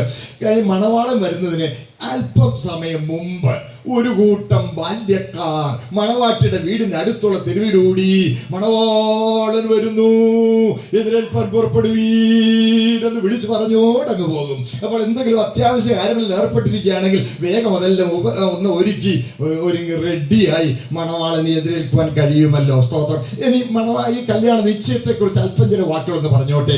കല്യാണ നിശ്ചയം മണവാട്ടിയുടെ വീട്ടിലായിരിക്കും സാധാരണ നടക്കുന്നത്. അടുത്ത ബന്ധത്തിലുള്ളവർ മാത്രം ഒരുമിച്ച് കൂടും. അവർ ഒരുമിച്ച് കൂടി കല്യാണം തുടർന്നുള്ള കാര്യങ്ങളെ സംബന്ധിച്ചും പ്രധാനപ്പെട്ട തീരുമാനങ്ങളെല്ലാം അവരെടുക്കും. എടുത്തു കഴിഞ്ഞ് വലിയ സൽക്കാരങ്ങളെല്ലാം കഴിയും. ആ സൽക്കാരമൊക്കെ കഴിഞ്ഞ ശേഷം ചടങ്ങിന്റെ ഒടുവിൽ മണവാളൻ സദസ്സിൽ നിന്ന് എഴുന്നേറ്റ് മുമ്പോട്ട് നടന്നു വന്ന് മുമ്പിൽ വന്നിട്ട് സദസ്സിന് അഭിമുഖമായി ഇങ്ങനെ നിൽക്കും. സദസ്സിന് അഭിമുഖമായി നിൽക്കുമ്പോൾ മണവാട്ടിയെ അടുത്ത ബന്ധുക്കളിൽ ആരെങ്കിലും ഒരാൾ ഉത്തരവാദിത്വത്തോടെ മുൻപോട്ട് കൂട്ടിക്കൊണ്ട് ഒരു തട്ടമൊക്കെ ഇട്ടായിരിക്കും പലപ്പോഴും കൊണ്ടുവരുന്നത്. കൂട്ടിക്കൊണ്ട് വന്ന് ഈ മണവാളന്റെ അടുത്തോട്ട് ചേർത്ത് നിർത്തും. അപ്പോൾ മണവാളൻ ഒരു ഷോൾ, ഒരു കൊച്ചു പുതപ്പ് പൊതച്ചിട്ടുണ്ടാകും. ആ ഷോൾ വിടർത്തി ഇങ്ങനെ പിടിക്കുമ്പോൾ മണവാട്ടിയെ ഈ ഷോളിനുള്ളിലേക്ക് ചേർത്ത് നിർത്തുമ്പോൾ മണവാളൻ ആ ഷോള് കൊണ്ട് അവളെ ചുറ്റിപ്പൊതിയും. എന്നിട്ട് കൂട്ടിക്കൊണ്ട് വന്ന ബന്ധു അങ്ങ് മടങ്ങിപ്പോകും. അപ്പോൾ അതിനുശേഷം ഇവൻ വളരെ ഹൃദ്യമായി വളരെ സ്നേഹത്തോടെ ഇവളോട് അല്പം സമയം സംസാരിക്കും. വളരെ ഹൃദ്യമായി സ്നേഹത്തോടെ സംസാരിക്കും. പ്രിയപ്പെട്ടവരെ, സംസാരിച്ച് കഴിഞ്ഞ് ഒടുവിൽ പറയും. എന്നിട്ട് പിന്നെ ചെയ്യുന്നത് ഒരല്പം പളുങ്ക് പാത്രത്തിൽ അല്പം വീഞ്ഞ് റെഡിയാക്കി വെച്ചിട്ടുണ്ടാകും. ആ വീഞ്ഞെടുത്ത് ഇവളെ കുടിപ്പിക്കും. എന്നിട്ട് ആ പാത്രം തറയിൽ എറിഞ്ഞുടച്ചു കളയും. സിംബോളിക്കാണ്. അതിനുശേഷം ഒടുവിലായിട്ട് പറയുന്ന വാക്കുകൾ ഉച്ചത്തിലായിരിക്കും. എല്ലാവരും കേൾക്കുകയായിരിക്കും കേട്ടോ. ഉച്ചത്തിൽ പറയുന്നത്, നിന്റെ മനസ്സിൽ ചഞ്ചലമുണ്ടാകരുത്, നിനക്ക് എന്നെ വിശ്വസിക്കാം. ഈ വിവാഹത്തിന് വാക്ക് തന്നിരിക്കുന്ന എൻ്റെ പിതാവിനെയും വിശ്വസിക്കാം. എൻ്റെ അപ്പൻ്റെ വീട്ടിൽ ഇഷ്ടം പോലെ സ്ഥല സൗകര്യങ്ങളുണ്ട്. ഇല്ലെങ്കിൽ നീ ഇതിനോടകം അറിയുമായിരുന്നു. എന്നാൽ നീ എനിക്ക് ഏറ്റവും പ്രിയപ്പെട്ടവളായാൽ ഞാൻ നിനക്ക് വേണ്ടി മണിയറ ഒരുക്കാൻ പോകുകയാണ്. ഞാൻ പോയി മണിയറ ഒരുക്കി കഴിഞ്ഞാൽ എത്രയും വേഗം വന്ന് നിന്നെ എന്നോടുകൂടെ ചേർത്ത് കൊള്ളാം. നിന്റെ ഹൃദയത്തിൽ ചഞ്ചലമുണ്ടാകരുത്, നിനക്ക് എന്നെ വിശ്വസിക്കാം, എൻ്റെ പിതാവിനെ വിശ്വസിക്കാം എന്ന് പറഞ്ഞേച്ച് പിന്നെ അവൻ ഇരിക്കുകയല്ല. അവനങ്ങ് നടന്നു മുമ്പോട്ട് പോവുകയാ. ഈ മണവാട്ടി എന്ത് ചെയ്യുമെന്നറിയാമോ? മണവാളിന് തൊട്ടു പുറകെ നടന്ന് അപ്പൻ്റെ വീടിന്റെ പുറം വാതിൽ പടി വരെ ചെല്ലും. വാതിൽപ്പടി കടക്കുകയില്ല. അവൾ വാതിൽപ്പടിക്ക് അകത്ത് നിൽക്കും. മണവാളൻ ഇങ്ങനെ വാതിൽപ്പടി കടന്ന് വാഹനമൃഗത്തിന് പുറത്ത് കയറിയോ കാൽനടയായോ ഇങ്ങനെ അങ്ങ് പോകുമ്പോൾ ഇവൾ വഴിക്കണ്ണുമായി ഇങ്ങനെ നോക്കി നിൽക്കും. കഴുത്ത് നീട്ടി ഉദ്വേഗത്തോടെ നോക്കി നിൽക്കും. അവൻ കാഴ്ചയ്ക്ക് മറഞ്ഞു കഴിഞ്ഞാലും കണ്ണു പറിക്കാൻ മനസ്സില്ലാതെ കഴുത്ത് നീട്ടി ഇങ്ങനെ നോക്കി നിൽക്കുമ്പോൾ പെട്ടെന്ന് ഇവളുടെ കൂട്ടുകാരികളായ 10 കന്യകമാർ ഓടി വരും. അവരോടി വന്ന് ഇവളുടെ ചുറ്റും നിന്ന് താളം പിടിച്ച് നൃത്തം ചവിട്ടി പാട്ടുകളൊക്കെ പാടാൻ തുടങ്ങും. മണവാളന്റെ ഗുണഗണങ്ങൾ, ഭർത്തൃജീവിതത്തിന്റെ കുടുംബജീവിതത്തിന്റെ സന്തോഷങ്ങൾ, ഭർത്തൃഗൃഹത്തിലെ സുഖ സൗകര്യങ്ങൾ ഇത്യാദി വിഷയങ്ങളെ സംബന്ധിക്കുന്ന പാട്ടുകൾ ഇവർ ചുറ്റും നിന്ന് നൃത്തം ചെയ്ത് അങ്ങ് പാടാൻ തുടങ്ങും. പെട്ടെന്ന് ഇവർ സ്വപ്നം എന്ന പോലെ മടങ്ങി വന്ന് പിന്നെ മണവാളൻ വരുന്നത് വരെ ഈ 10 കന്യകമാരുടെ അകമ്പടിയോടുകൂടെയാണ് ഇവൾ കാത്തുകാത്തിരിക്കുന്നത്. സഹോദരങ്ങളെ, ഞാനീ പറയുന്നതെല്ലാം താൽമൂദിൽ നിന്നും മറ്റു പല പുസ്തകങ്ങളിൽ നിന്നും നമുക്ക് മനസ്സിലാക്കാൻ കഴിയുന്ന വലിയ സത്യങ്ങളാണ്. വേദപുസ്തകത്തിലെ പല കാര്യങ്ങളും മനസ്സിലാക്കാനായിട്ട് ഇതെല്ലാം സഹായകരമാകും. ശ്രദ്ധിക്കണേ. സ്തോത്രം. ഇതൊക്കെ ഞാൻ പറഞ്ഞപ്പോൾ നിങ്ങളുടെ മനസ്സിൽ എന്തെങ്കിലുമൊക്കെ വന്നോ എന്ന് എനിക്ക് അറിഞ്ഞുകൂടാ. സ്തോത്രം. പ്രിയപ്പെട്ടവരെ, ഒന്ന് ഓർത്ത് നോക്കി. നമ്മുടെ വാഴ്ത്തപ്പെട്ട കർത്താവ് തൻ്റെ ആത്മമണവാട്ടിയായ സഭയുടെ പ്രതിനിധികളായ തൻ്റെ ശിഷ്യന്മാരെ കൂട്ടിക്കൊണ്ട് ബെഥാന്യോളം പോയി ആ ഒലിവുമല പാർശ്വത്തിൽ നിന്നുകൊണ്ട് ഹല്ലേലൂയ ആ മണവാട്ടിയെ കൈക്കുള്ളിൽ ചേർത്ത് നിർത്തിക്കൊണ്ട് പറയുന്ന അതേ വാക്കുകളാണ് പറഞ്ഞത്. യോഹന്നാന്റെ സുവിശേഷം 14-ാം അധ്യായത്തിലെ ആദ്യ വാക്യങ്ങൾ അത് തന്നെയാണ്. നിങ്ങളുടെ ഹൃദയം കലങ്ങിപ്പോകരുത്, ദൈവത്തിൽ വിശ്വസിപ്പീൻ, എന്നിലും വിശ്വസിപ്പീൻ. എൻ്റെ പിതാവിൻ്റെ ഭവനത്തിൽ അനേകം വാസസ്ഥലങ്ങളുണ്ട്. ഇല്ലെങ്കിൽ ഞാൻ നിങ്ങളോട് പറയുമായിരുന്നു. ഞാൻ നിങ്ങൾക്ക് സ്ഥലമൊരുക്കുവാൻ പോകുന്നു. ഞാൻ പോയി നിങ്ങൾക്ക് സ്ഥലമൊരുക്കിയാൽ ഞാൻ ഇരിക്കുന്ന ഇടത്ത് നിങ്ങൾ ഇരിക്കേണ്ടതിന് പിന്നെയും അത് നിങ്ങളെ എൻ്റെ അടുക്കൽ ചേർത്തുകൊള്ളുമെന്ന് പറഞ്ഞ് കൈ വിരിച്ച് അവരെ അനുഗ്രഹിച്ചുകൊണ്ട് നിൽക്കുമ്പോൾ ഈ ശിഷ്യവൃന്ദം അവന്റെ ആണിപ്പാടുള്ളത് എന്ന് ഞാൻ ചിന്തിക്കുകയാണ്. ആ കാലുകളെ നോക്കി, ആ പാദങ്ങളെ നോക്കി സന്തോഷത്തോടും സ്തോത്രം അത്ഭുതത്തോടു കൂടി ആ കാലുകളെ നോക്കിക്കൊണ്ട് ആ അനുഗ്രഹ വചസ്സുകൾ ഉൾക്കൊണ്ടുകൊണ്ട് നിൽക്കുമ്പോൾ അവരെ അമ്പരപ്പിച്ചുകൊണ്ട് അതിശയിപ്പിച്ചുകൊണ്ട് ആ കാലുകൾ ഉയരാൻ തുടങ്ങി. കാലുകൾ ഉയരെ ഉയരെ ഉയരെ പോവുകയാണ്. അപ്പന്റെ വീടിന്റെ പുറം വാതിൽ പടിക്കുള്ളിൽ നിന്നുകൊണ്ട് അപ്പന്റെ വീട്ടിലേക്ക് സ്ഥലമൊരുക്കാൻ പോകുന്ന മണവാളനെ വഴിക്കണ്ണുമായി നോക്കി നിൽക്കുന്ന മണവാട്ടിയെ പോലെ സ്തോത്രം ഈ ശിഷ്യന്മാർ അപ്പന്റെ അടുത്തേക്ക് സ്ഥലമൊരുക്കാൻ പോകുന്ന മണവാളനെ നോക്കി നോക്കി നോക്കി നിൽക്കുകയാണ്. ഹല്ലേലൂയ. നോക്കി നോക്കി നിൽക്കുമ്പോൾ സ്തോത്രം ഒരു മേഘം വന്നവനെ അങ്ങ് മൂടി. സ്തോത്രം. ഒരു കാറ്റടിച്ചിരുന്നെങ്കിൽ, മേഘം വന്ന് വഴി മാറിയിരുന്നെങ്കിൽ ഞങ്ങളുടെ ഗുരുവിനെ ഒരു നോക്കിടെ കാണാമായിരുന്നല്ലോ എന്ന് അവർ ആഗ്രഹിച്ചുകൊണ്ട് ഇങ്ങനെ കഴുത്തു മാറ്റാതെ കണ്ണു പറിക്കാതെ നോക്കി നോക്കി നിൽക്കുമ്പോൾ മേഘം വഴി മാറിയില്ല. പെട്ടെന്ന് 2 മാലാഖമാർ ഭൂമിയിൽ അവർക്ക് പ്രത്യക്ഷരായി. ഹല്ലേലൂയ. ഗലീല പുരുഷന്മാരെ, നിങ്ങൾ ആകാശത്തേക്ക് നോക്കി നിൽക്കുന്നത് എന്ത്? നിങ്ങളെ വിട്ട് സ്വർഗാരോഹണം ചെയ്ത് യേശുവിനെ സ്വർഗത്തിലേക്ക് പോകുന്നവനായി നിങ്ങൾ കണ്ടതുപോലെ അവന് മടങ്ങി വരും, അവന് മടങ്ങി വരും. ഹല്ലേലൂയ. 10 കന്യകമാരുടെ അകമ്പടിയോടുകൂടി ഈ മണവാട്ടി കാത്തു നിൽക്കുന്നത് പോലെ ഹല്ലേലൂയ 2 തരം മാലാഖമാരുടെ സംരക്ഷണം അനുഭവിച്ചുകൊണ്ടാണ് ദൈവസഭയാകുന്ന മണവാട്ടി മണവാളന്റെ വരവിനു വേണ്ടി കാത്തിരിക്കുന്നത്. ഹല്ലേലൂയ.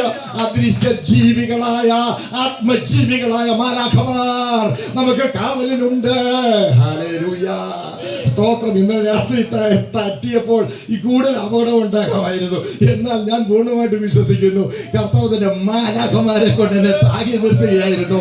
സഹോദരങ്ങളെ, നിങ്ങൾ വിചാരിക്കുക നിങ്ങളുടെ സാമർഥ്യം കൊണ്ടും ആ ഡ്രൈവിങ്ങിന്റെ ആ മിടുക്ക് കൊണ്ടും നിങ്ങൾ രക്ഷപ്പെട്ടതാണെന്ന് ഒരിക്കൽ പോലും വിചാരിക്കരുത്. ദൈവം തന്നെ ദൂതന്മാരെ അയച്ച് നമ്മളെ വിടുവിക്കുന്ന വിധങ്ങൾക്കായി കർത്താവിനെ സ്തുതിക്കുന്നു. ഹല്ലേലൂയ. സ്തോത്രം. സ്തോത്രം. 2ാമത്തെ കൂട്ടം സ്തോത്രം കർത്താവിന്റെ സഭയുടെ ശുശ്രൂഷകന്മാരെ ദൂതന്മാർ, സഭയുടെ ദൂതന്മാർ എന്നാണ് തിരുവെഴുത്ത് വെളിപ്പെടുത്തിയിരിക്കുന്നത്. സ്തോത്രം. പ്രിയപ്പെട്ടവരെ, അതെ, കർത്തൃ ശുശ്രൂഷകന്മാരുടെ പരിപാലനയും ശുശ്രൂഷയും കരുതലും മധ്യസ്ഥ പ്രാർത്ഥനയും അനുഭവിച്ചുകൊണ്ട് ജീവിക്കുന്ന ഭക്തന്മാരുടെ കൂട്ടമാണ് ദൈവസഭ. ഹല്ലേലൂയ. സ്തോത്രം. കർത്താവിന്റെ ദാസന്മാരുടെ ശുശ്രൂഷയെ കുറിച്ചൊക്കെ ഇച്ചിരി പറഞ്ഞുകൊള്ളാമെന്നുണ്ടെങ്കിലും പ്രിയപ്പെട്ടവരെ, അവർക്ക് 5 വിധ കിരീടം കിട്ടുകയുള്ളൂ. സ്തോത്രം. കാരണം ഓരോ ആത്മാവിനും കണക്ക് ബോധിപ്പിക്കുവാൻ ഉത്തരവാദിത്തപ്പെട്ടവരാണ് ഈ ബഹുമാന്യരായ ദൈവദാസന്മാർ. ദൈവം അവരെ ഏൽപ്പിച്ചിരിക്കുന്ന ചുമതല എത്ര വലുതാണ്. ഹല്ലേലൂയ. സ്തോത്രം. പ്രിയപ്പെട്ടവരെ, ചില വർഷങ്ങൾക്ക് മുമ്പ് വരെ ഞാനൊരു സഭയുടെ ശുശ്രൂഷ 4 വർഷം ശുശ്രൂഷ ചെയ്തപ്പോൾ സ്തോത്രം ഒറ്റ യോഗവും ഞാൻ എടുക്കുകയായിരുന്നു. ഒരു യോഗം വേറെ. അതുപോലെ സുവിശേഷം പറയാൻ അത്യാവശ്യമുണ്ടെന്ന് നിർബന്ധം വരുന്നിടത്ത് മാത്രമേ ഞാൻ പോവുകയുള്ളൂ. കാരണം എൻ്റെ സഭയെ വിട്ടേച്ച്, സ്തോത്രം, എൻ്റെ കൂട്ടുവിശ്വാസികളെ വിട്ടേച്ച് എനിക്കൊന്ന് പോകാൻ അനുവാദം. അതും കോവിഡിൻ്റെ കാലം സ്തോത്രം. അവരോട് കൂടെ നിന്ന് അവരെ പരിചരിച്ച് ശുശ്രൂഷിക്കുവാൻ ദൈവം എനിക്ക് ഭാഗ്യം തന്നത് ഇന്നും നന്ദിയോടെ ഞാൻ ദൈവസന്നിധിയിൽ ഓർക്കുന്നു. അതെ, 2 കൂട്ടം മാലാഖമാരുടെ ദൂതന്മാരുടെ സംരക്ഷണം അനുഭവിച്ചുകൊണ്ട് മണവാട്ടിയായ സഭ കാത്തുകാതിരിക്കുകയാണ്. എല്ലാവരും കൂടെ ഉണ്ടല്ലോ സഹോദരങ്ങളെ. ഈ 10 കന്യകമാരെന്ന് പറഞ്ഞാലോ, സ്തോത്രം, ഈ 10 കന്യകമാര് ഇവൾ ന്യായപ്രമാണത്തിലെ 10 കൽപ്പനകളും ഈ ഇടവേളയിൽ സൂക്ഷിച്ചു എന്നുള്ളതിന് സാക്ഷികളാണ്. സ്തോത്രം. ഈ സമ്പന്ന കുടുംബങ്ങളിലാണെങ്കിൽ ഇവരാരും പിരിഞ്ഞു പോവുകയില്ല. എന്നാൽ സാധാരണ കുടുംബങ്ങളിലാണെങ്കിൽ സന്ധ്യയാകുമ്പോൾ ഇവർ വരും, രാവിലെ അവരുടെ വീടുകളിലേക്ക് മടങ്ങിപ്പോകും. സ്തോത്രം. നോക്കണേ, അങ്ങനെ ഇരിക്കുമ്പോഴാണ് നമ്മൾ വായിക്കുന്നത് മത്തായി 25-ാം അധ്യായം. ഈ കാര്യങ്ങളൊക്കെ മനസ്സിൽ വെച്ചോണ്ടൊന്ന് വായിച്ചേക്കണം. 10 കന്യകമാരുടെ ഉപമ. സ്തോത്രം. നോക്കണേ, ഈ 10 കന്യകമാര് വരികയാ. അവർ വന്നപ്പോൾ സ്തോത്രം വിളക്കുമുണ്ട്, 5 കടകയിൽ വിളക്കുമുണ്ട്, എണ്ണയുമുണ്ട്. 5 കടകയിൽ വിളക്കേ ഉള്ളൂ. എല്ലാവരും കൂടെ ഉണ്ടല്ലോ. സ്തോത്രം. നോക്കണേ, ഇവർ വന്ന് അവര് തമ്മിൽ പറയുന്നു, എണ്ണ തന്ന വിളക്കുമുണ്ട്, ഒന്നാമതേ കല്യാണ വസ്ത്രം, എണ്ണയാണ്. എല്ലാം ഇച്ചിരി കഴിയും കിടന്ന് കയ്യും കാലും നീട്ടി കിടന്ന് ഉറങ്ങാൻ തുടങ്ങും. ചവിട്ടി തൊഴിച്ച് ഈ എണ്ണയും കാണാൻ മറന്നു പോയി. എന്തോ ഒരു അസൗകര്യമായത്. ഇന്ന് വരുന്നെങ്കിൽ പാതിരയ്ക്ക് മുമ്പ് വരും, ഇന്ന് വരുന്നെങ്കിൽ പാതിരയ്ക്ക് മുമ്പ് വരും. ആ പാതിര വരെ എരിയാനുള്ള എണ്ണ എൻ്റെ വിളക്കിൽ ഉണ്ട്. സ്തോത്രം. മറ്റൊരു പറഞ്ഞു, അങ്ങനല്ല, പാതിര കഴിഞ്ഞാൽ വരുന്നെങ്കിലോ. വന്നു, 10 പേരും വന്നു, വിളക്കം അങ്ങോട്ട് വെച്ചു. 5 പേരൊരു എണ്ണയും കൂട്ടത്തിൽ വെച്ചു. 10 പേരും ഉറങ്ങി. പാതിരമായപ്പോഴുണ്ടല്ലോ മണവാളൻ വരുന്നു, അവനെതിരേൽപ്പം പുറപ്പെടുവിരുന്ന ആർപ്പുളി ഉണ്ടായപ്പോൾ സ്തോത്രം 10 പേര് ചാടി എഴുന്നേറ്റു. പക്ഷെ ബുദ്ധിയുള്ളവർ നോക്കണേ, അവരുടെ 10 പേരുടെയും വിളക്ക് കെട്ടുപോകുക. ബുദ്ധിയുള്ളവർ അവരുടെ എണ്ണ എടുത്ത് സ്തോത്രം അവരുടെ വെള്ളത്തിൽ നിറച്ച് ജ്വലിപ്പിച്ച് മണവാളിനെ എതിരേറ്റു. ബാക്കിയുള്ളവർ please please please please please please ഇച്ചിരി ഒന്ന് അഡ്ജസ്റ്റ് ചെയ്തേക്കണേ. സ്തോത്രം.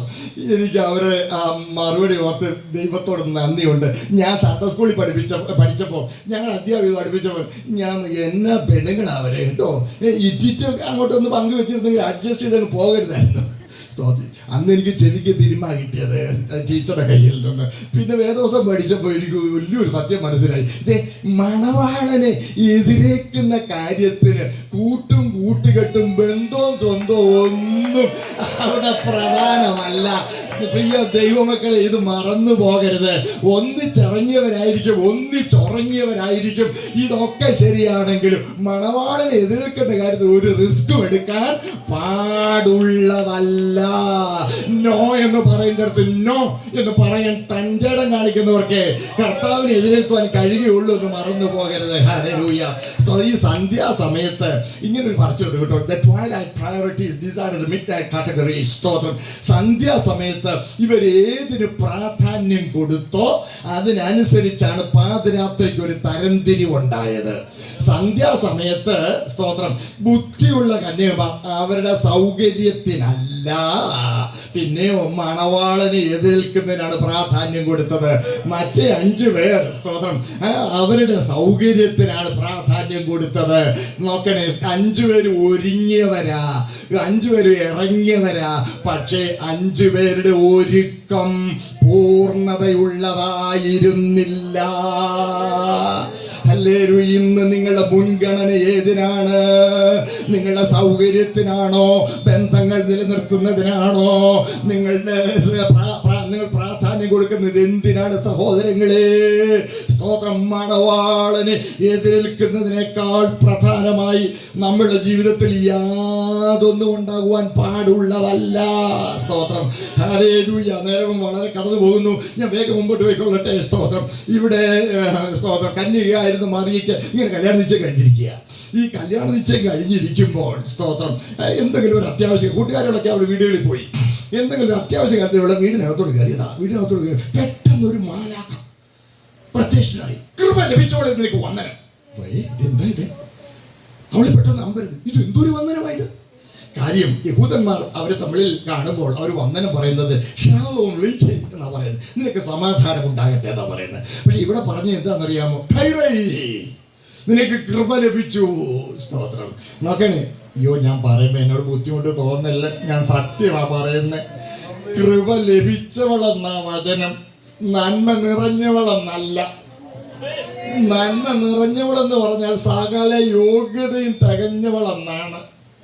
എന്നാൽ കൃപ ലഭിച്ചവളെന്ന് പറഞ്ഞാൽ ഒരു യോഗ്യതയും ഇല്ലാഞ്ഞിട്ടും ദൈവത്തിന്റെ കരുണ പ്രാപിച്ചവളെന്നാണ് അതിന്റെ അർത്ഥം. സ്തോത്രം.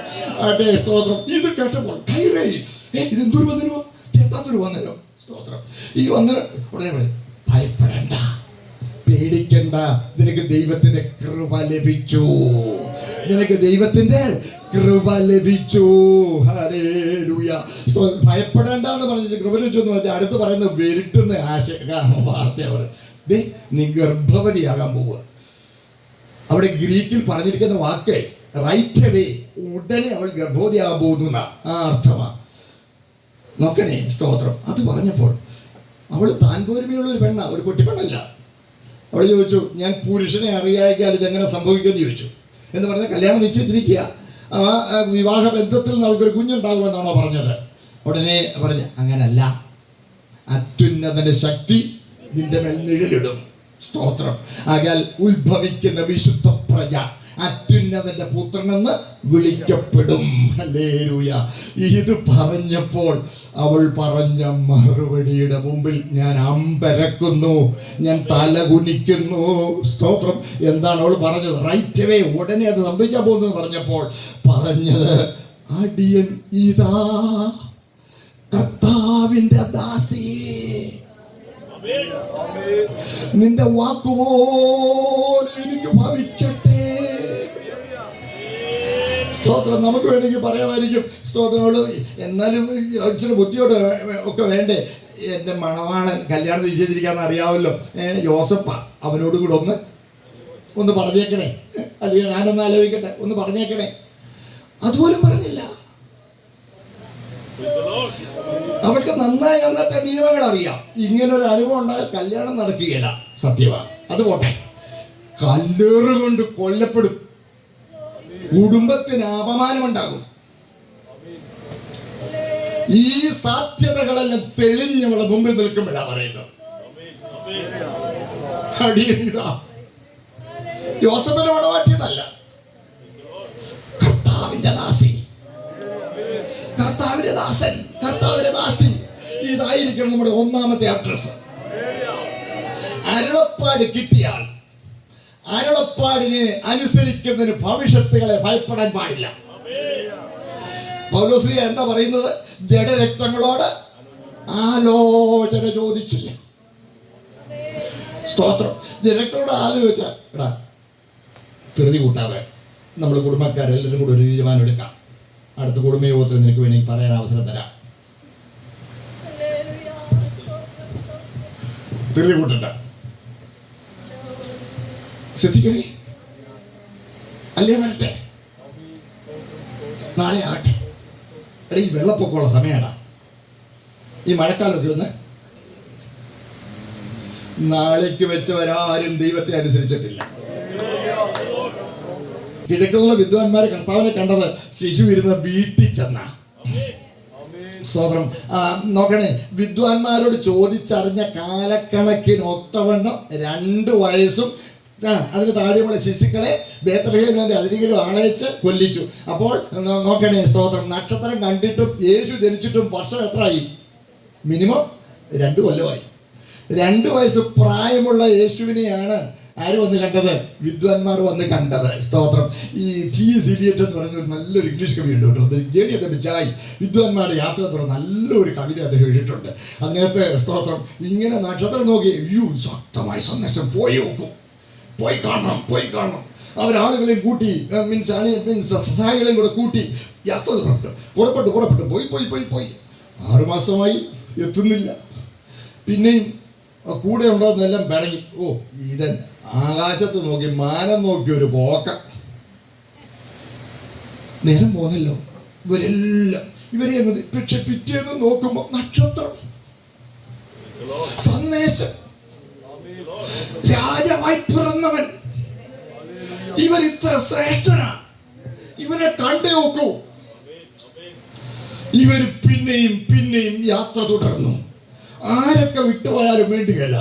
ഈ വിദ്വാൻമാർ 2 വർഷം കഠിനമായി യാത്ര ചെയ്ത്, സ്തോത്രം, ശിശുവിനെ വീട്ടിൽ ചെന്ന് കണ്ട് അവനെ വണങ്ങിയെങ്കിൽ, സ്തോത്രം, അരുളപ്പാട് കിട്ടിയാൽ കഷ്ടപ്പാടുകളും ഭവിഷ്യത്തും ഒന്നും ഭയപ്പെടാതെ അവനെ അനുസരിക്കുന്നവർക്ക് മാത്രമേ അവനെ തിരിച്ചറിയുവാൻ കഴിയുകയുള്ളൂ. സഹോദരങ്ങളെ, ആട്ടിടയന്മാരുടെ കാര്യവും അത് തന്നെയാണ്. ആട്ടിടയന്മാർ സാധാരണ ആട്ടിടയന്മാരായിരുന്നില്ല. ശ്രദ്ധിക്കണേ, ആട്ടിടയന്മാർ സാധാരണ ആട്ടിടയന്മാരായിരുന്നില്ല. നമുക്ക് പിൽക്കാലത്ത് ഈ രാജ്യം 2ആയി. നമുക്കറിയാമല്ലോ, ശലോമോന്റെ കാലത്തിന് ശേഷം 2ആയി. കൂടുതൽ ഗോത്രങ്ങളുള്ള വലിയ രാജ്യം ഇസ്രായേൽ രാജ്യമാണ്. 2 ഗോത്രങ്ങൾ മാത്രമുള്ള ചെറിയ രാജ്യമാണ് യഹൂദ. യഹൂദയിലെ യെരുശലേമിലാണ് ദൈവാലയം. അതുകൊണ്ട് ഈ വടക്ക് നിന്ന് ആണ്ടിൽ ഉത്സവങ്ങളിൽ മാത്രമേ അധികം ആളുകൾ വരികയുള്ളൂ. അങ്ങനെ ഇരുന്നപ്പോൾ യെരുശലേമിലെ ദൈവാലയത്തിലെ സന്ധ്യയാകോ പ്രഭാതയാകോ മുടങ്ങാതെ നടക്കുന്നതിന് മൃഗങ്ങൾ വരുന്നതിനൊരു വിഘ്നമുണ്ടായി. ആ വിഘ്നം ഉണ്ടായപ്പോൾ ഇവരെ പുരോഹിതന്മാരെല്ലാം കൂടെ കൂടി ആലോചിച്ചു, എന്തു വേണം, ഒരു കാര്യം ചെയ്യാം, പുരോഹിതന്മാർക്ക് വേണ്ടി നൽകിയിരിക്കുന്ന പട്ടണങ്ങളും അവരുടെ പുൽപ്പുറങ്ങളും ഉണ്ടല്ലോ. യെരുശലേം നഗരത്തിന് അടുത്തുള്ള നഗരങ്ങളുടെ പുൽപ്പുറങ്ങളിൽ ദൈവാലയത്തിൽ നിന്ന് ശമ്പളം കൊടുത്ത് ഇടയന്മാരെ ആക്കാം. ആ ഇടയന്മാർ ആ പുൽപ്പുറങ്ങളിൽ വളർത്തുന്ന ആടുകളെ ദൈവാലയത്തിലെ യാഗത്തിന് നമുക്ക് ഉപയോഗിക്കാം. ശരി, അങ്ങനെ നല്ല മിടുക്കന്മാരായ ഇടയന്മാര് ഈ ബേത്ലഹേം, അങ്ങനെ മാറ്റിവെച്ച പട്ടണങ്ങളിൽ ഒന്നായിരുന്നു ബേത്ലഹേം അതിന്റെ പുൽപ്പുറങ്ങളും. അവിടെ ഈ ഇടയന്മാരെ ദൈവാലയത്തിൽ നിന്ന് ശമ്പളം കൊടുത്ത് അവരെ അവിടെ നിയമിച്ചു. അവിടെ ജനിക്കുന്ന ആടുകൾ ദൈവാലയത്തിലെ യാഗത്തിനുള്ള ആടുകളാണ്. നോക്കണേ, സ്തോത്രം. ഈ യാഗത്തിലെ ആടുകൾക്ക് ഊനമുണ്ടാകാൻ പാടുള്ളതല്ല. അതുകൊണ്ട് ഒരാട് പ്രസവിച്ചാൽ ഉടനെ ഈ ഇടയന്മാർ, മിടുമിടുക്കന്മാരായ ഇടയന്മാരാ, ഇവരാദ്യം ചെന്ന് ഈ ആട്ടിൻകുട്ടിയെ പരിശോധിക്കും. ആട്ടിൻകുട്ടിയെ പരിശോധിക്കുമ്പോൾ ഈ ആട്ടിൻകുട്ടിക്ക് വല്ല ഊനവും ഉണ്ടെങ്കിൽ, ഒരു ചെവിയില്ല, അല്ല ഒരു കണ്ണില്ല, ഒരു മുടന്ത, എന്തെങ്കിലും ഒരു ഊനമുണ്ടെങ്കിൽ അതിന്റെ തള്ളയെ അവിടെ നിന്ന് മാറ്റും. കാര്യം ഇവിടെ സ്ഥലം പരിമിതമാണ്. അതുകൊണ്ട് ഈ യാഗത്തിലുള്ള ആടിനെ മാത്രമേ ഇവിടെ വളർത്തുകയുള്ളൂ. അപ്പോൾ ദൈവാലയത്തിലെ യാഗത്തിലുള്ള ആടുകളെ യോഗ്യതയുള്ളതെന്ന് ആദ്യം പരിശോധിക്കുന്നത് ഈ ഇടയന്മാരാണ്. മനസ്സിലാകുന്നുണ്ടോ? സ്തോത്രം. അതെ, ലോകത്തിന്റെ പാപം ചുമന്നൊഴിക്കുവാൻ വന്ന ദൈവകുഞ്ഞാടിനെ യാഗത്തിന് തികച്ചും യോഗ്യനെന്നുള്ളത് സ്തോത്രം സർട്ടിഫൈ ചെയ്യുവാൻ, സാക്ഷ്യപ്പെടുത്തുവാൻ ദൈവം അവരെ അങ്ങോട്ട് നിയോഗിക്കുകയായിരുന്നു. ഹല്ലേലൂയ. അതേ സഹോദരങ്ങളെ, അവർ ചെന്നു ഈ ആടിനെ കണ്ടപ്പോൾ, ദൈവത്തിന്റെ കുഞ്ഞാടിനെ കണ്ടപ്പോൾ അവർ വീണ് അവനെ നമസ്കരിച്ചു. ഹല്ലേലൂയ. തികച്ചും യോഗ്യനാണ്, അവനെ കുറിച്ചുള്ള ദൈവത്തെ അരുളപ്പാട് അവിടെ അറിയിച്ചു. സ്തോത്രം. അവിടെ തുടങ്ങിയതാണ് നമ്മുടെ മണവാളൻ നമുക്ക് വേണ്ടി യാഗമാകുവാൻ വന്നതിന്റെ ഒരുക്കം. അവിടെ തുടങ്ങിയതാ സഹോദരങ്ങളെ. നമ്മളെ അവന്റെ മണവാട്ടിയാക്കുവാൻ ശത്രുപക്ഷത്ത് നഷ്ടപ്പെട്ടു പോയി അയോഗ്യരായി പോയ മീൻസ് നമ്മളെ അവന് യോഗ്യതയുള്ള മണവാട്ടിയാക്കി തീർക്കുവാനുള്ള യാഗത്തിനുള്ള ഒരുക്കം അവിടെ പുൽക്കൂട്ടിൽ തന്നെ തുടങ്ങി. ഹല്ലേലൂയ. ഒത്തിരി കാര്യം പറഞ്ഞിട്ടുള്ളതുണ്ട്. യേശു വന്ന് പുൽക്കൂട്ടിൽ പിറന്നത് ബേത്ലഹേമിലെ വഴിമറ്റുള്ള ഒരു ഗുഹയിലാണ് മറിയ പ്രസവിച്ചതെന്നാണ് പാരമ്പര്യം പറയുന്നത്. എങ്കിലും സ്തോത്രം, കൊണ്ടുവന്ന് കിടത്തിയത് എവിടെ? പുൽക്കൂട്ടിലാണ്. അതുകൊണ്ടാണ് പുൽക്കൂട്ടിൽ പിറന്നവൻ മെസ്സിഹ. നോക്കണേ, അതുപോലെ തന്നെ കല്ലടാവിൽ പിറന്നവൻ മെസ്സിഹ. ഈ രണ്ട് ഗാനങ്ങളും ക്രിസ്തീയ സഭയുടെ ഗാനങ്ങളിലുണ്ട്. സ്തോത്രം. ശ്രദ്ധിക്കുക. അപ്പോൾ സ്തോത്രം, ഈ പുൽക്കൂട്ടിൽ മൃഗശാലയിൽ വന്ന് പിറന്നു എന്നുള്ളത് ഒരു യാഗമൃഗമായി അവിടുന്ന് ഇവിടെ വന്നു എന്നുള്ളതിന്റെ സാക്ഷ്യമാണ്. സ്തോത്രം. അതുകൊണ്ട് ക്രിസ്തുവ സമയത്ത് പുൽക്കൂട് എന്ന് പറയുമ്പോൾ നിങ്ങൾ ഒരു കാര്യം ഓർത്തോണം, യേശു മൃഗശാലയിൽ വന്ന് പിറന്നു. അവൻ യാഗമൃഗമായിട്ടാണ് ഇവിടെ വന്നത്. ഹല്ലേലൂയ. അവനെ അവിടെ ആദ്യം യാഗത്തിന് യോഗ്യനെന്ന് സർട്ടിഫൈ ചെയ്തത് ഈ ഇടയന്മാരായിരുന്നു. ഹല്ലേലൂയ. അവിടെ മുതൽ യാഗത്തിനുള്ള ഒരുക്കം ആരംഭിച്ചു. ഹല്ലേലൂയ. അതാണ് യോഹന്നാൻ സ്നാപകൻ വിരചൂട്ടിക്കൊണ്ട് ഇതാ ലോകത്തിന്റെ പാപം ചുമന്നൊഴിക്കുന്ന ദൈവത്തിന്റെ കുഞ്ഞാട്. അവൻ ഒരിക്കൽ വലിയൊരു ജനക്കൂട്ടത്തോട് വെല്ലുവിളിച്ച് ചോദിച്ചു, നിങ്ങളിൽ ആർ എനിക്ക് പാപത്തെക്കുറിച്ച് ബോധം വരുത്തും? പ്രതികരണശേഷിയുള്ള ജനസമൂഹം. അവര് ഒറ്റ ഒരു വായി അവനെതിരെ ഒരു കാര്യം പോലും പറയുവാൻ തുറന്നില്ല. സ്തോത്രം. ആ ജനക്കൂട്ടം അവന്റെ യോഗ്യതയ്ക്ക് സാക്ഷികളായി. തീർന്നില്ല. ഒരു കുറ്റപത്രമില്ലാതെ അവർ അവനെ അറസ്റ്റ് ചെയ്തു. സ്തോത്രം. 5 കോടതികളിൽ 7 റൗണ്ട് എന്റെ മണവാളനെ, എന്നെ യോഗ്യനാക്കുവാൻ വന്ന മണവാളനെ അവർ വിസ്തരിച്ചു. നേരെ കൊണ്ടുപോയത് ഹന്നാവിന്റെ കോടതിയിൽ, രണ്ടാമത് കൊണ്ടുപോയത് കയ്യഫാവിന്റെ കോടതിയിൽ. ഒരു കുറ്റവുമില്ല. മൂന്നാമത് സന്നദ്ധിം സംഘത്തിന്റെ മുമ്പിൽ. സന്നദ്ധിം സംഘം എന്ന് പറഞ്ഞാൽ സുപ്രീം കോടതിയാ. സ്തോത്രം. എനിക്ക് മത്തായി 26-ാം അധ്യായത്തിലെ വാക്യങ്ങളൊക്കെ വായിച്ച് വിശദീകരിച്ച കൊള്ളാവുന്നുണ്ട്. നിങ്ങൾ വീട്ടിൽ വായിക്കണം കേട്ടോ. സന്നദ്ധിം സംഘം എന്ന് പറഞ്ഞാൽ സുപ്രീം കോടതിയുടെ സ്റ്റാറ്റസ് ആണ്. സ്തോത്രം. അതിന്റെ അധ്യക്ഷൻ മഹാപുരോഹിതരാണ്. ഈ മൂപ്പന്മാർ കൂടിയിരിക്കുന്നു, ഈ യേശുവിനെ അവിടെ കൊണ്ടുവന്ന് നിർത്തിയിരിക്കുന്നു. മഹാപുരോഹിതൻ യേശു മറുപടി എന്ന് പറയുന്നില്ല, ചുമ്മാ ആരോപണങ്ങൾ പറയും. എന്നാ മറുപടി പറയാനാ? ഒരു മറുപടിയും പറയുന്നില്ല. കുറെ കഴിഞ്ഞപ്പോൾ മഹാപുരോഹിതൻ എഴുന്നേറ്റ് നിന്നു. ഒരു കോടതിയിൽ ഒരു ജഡ്ജി എഴുന്നേറ്റ് നിൽക്കുമോ? ഇല്ല. സ്തോത്രം. പക്ഷെ ഇവിടെ ആ ജഡ്ജി അവിടെ എഴുന്നേറ്റ് നിന്ന് ചോദിക്കുക, നിവന്യനായവന്റെ പുത്രനായ ക്രിസ്തുവോ എന്ന് ഞാൻ ജീവനുള്ള ദൈവത്തെ ചൊല്ലി ആണയിട്ട് ഞാൻ നിന്നോട് ചോദിക്കുന്നു.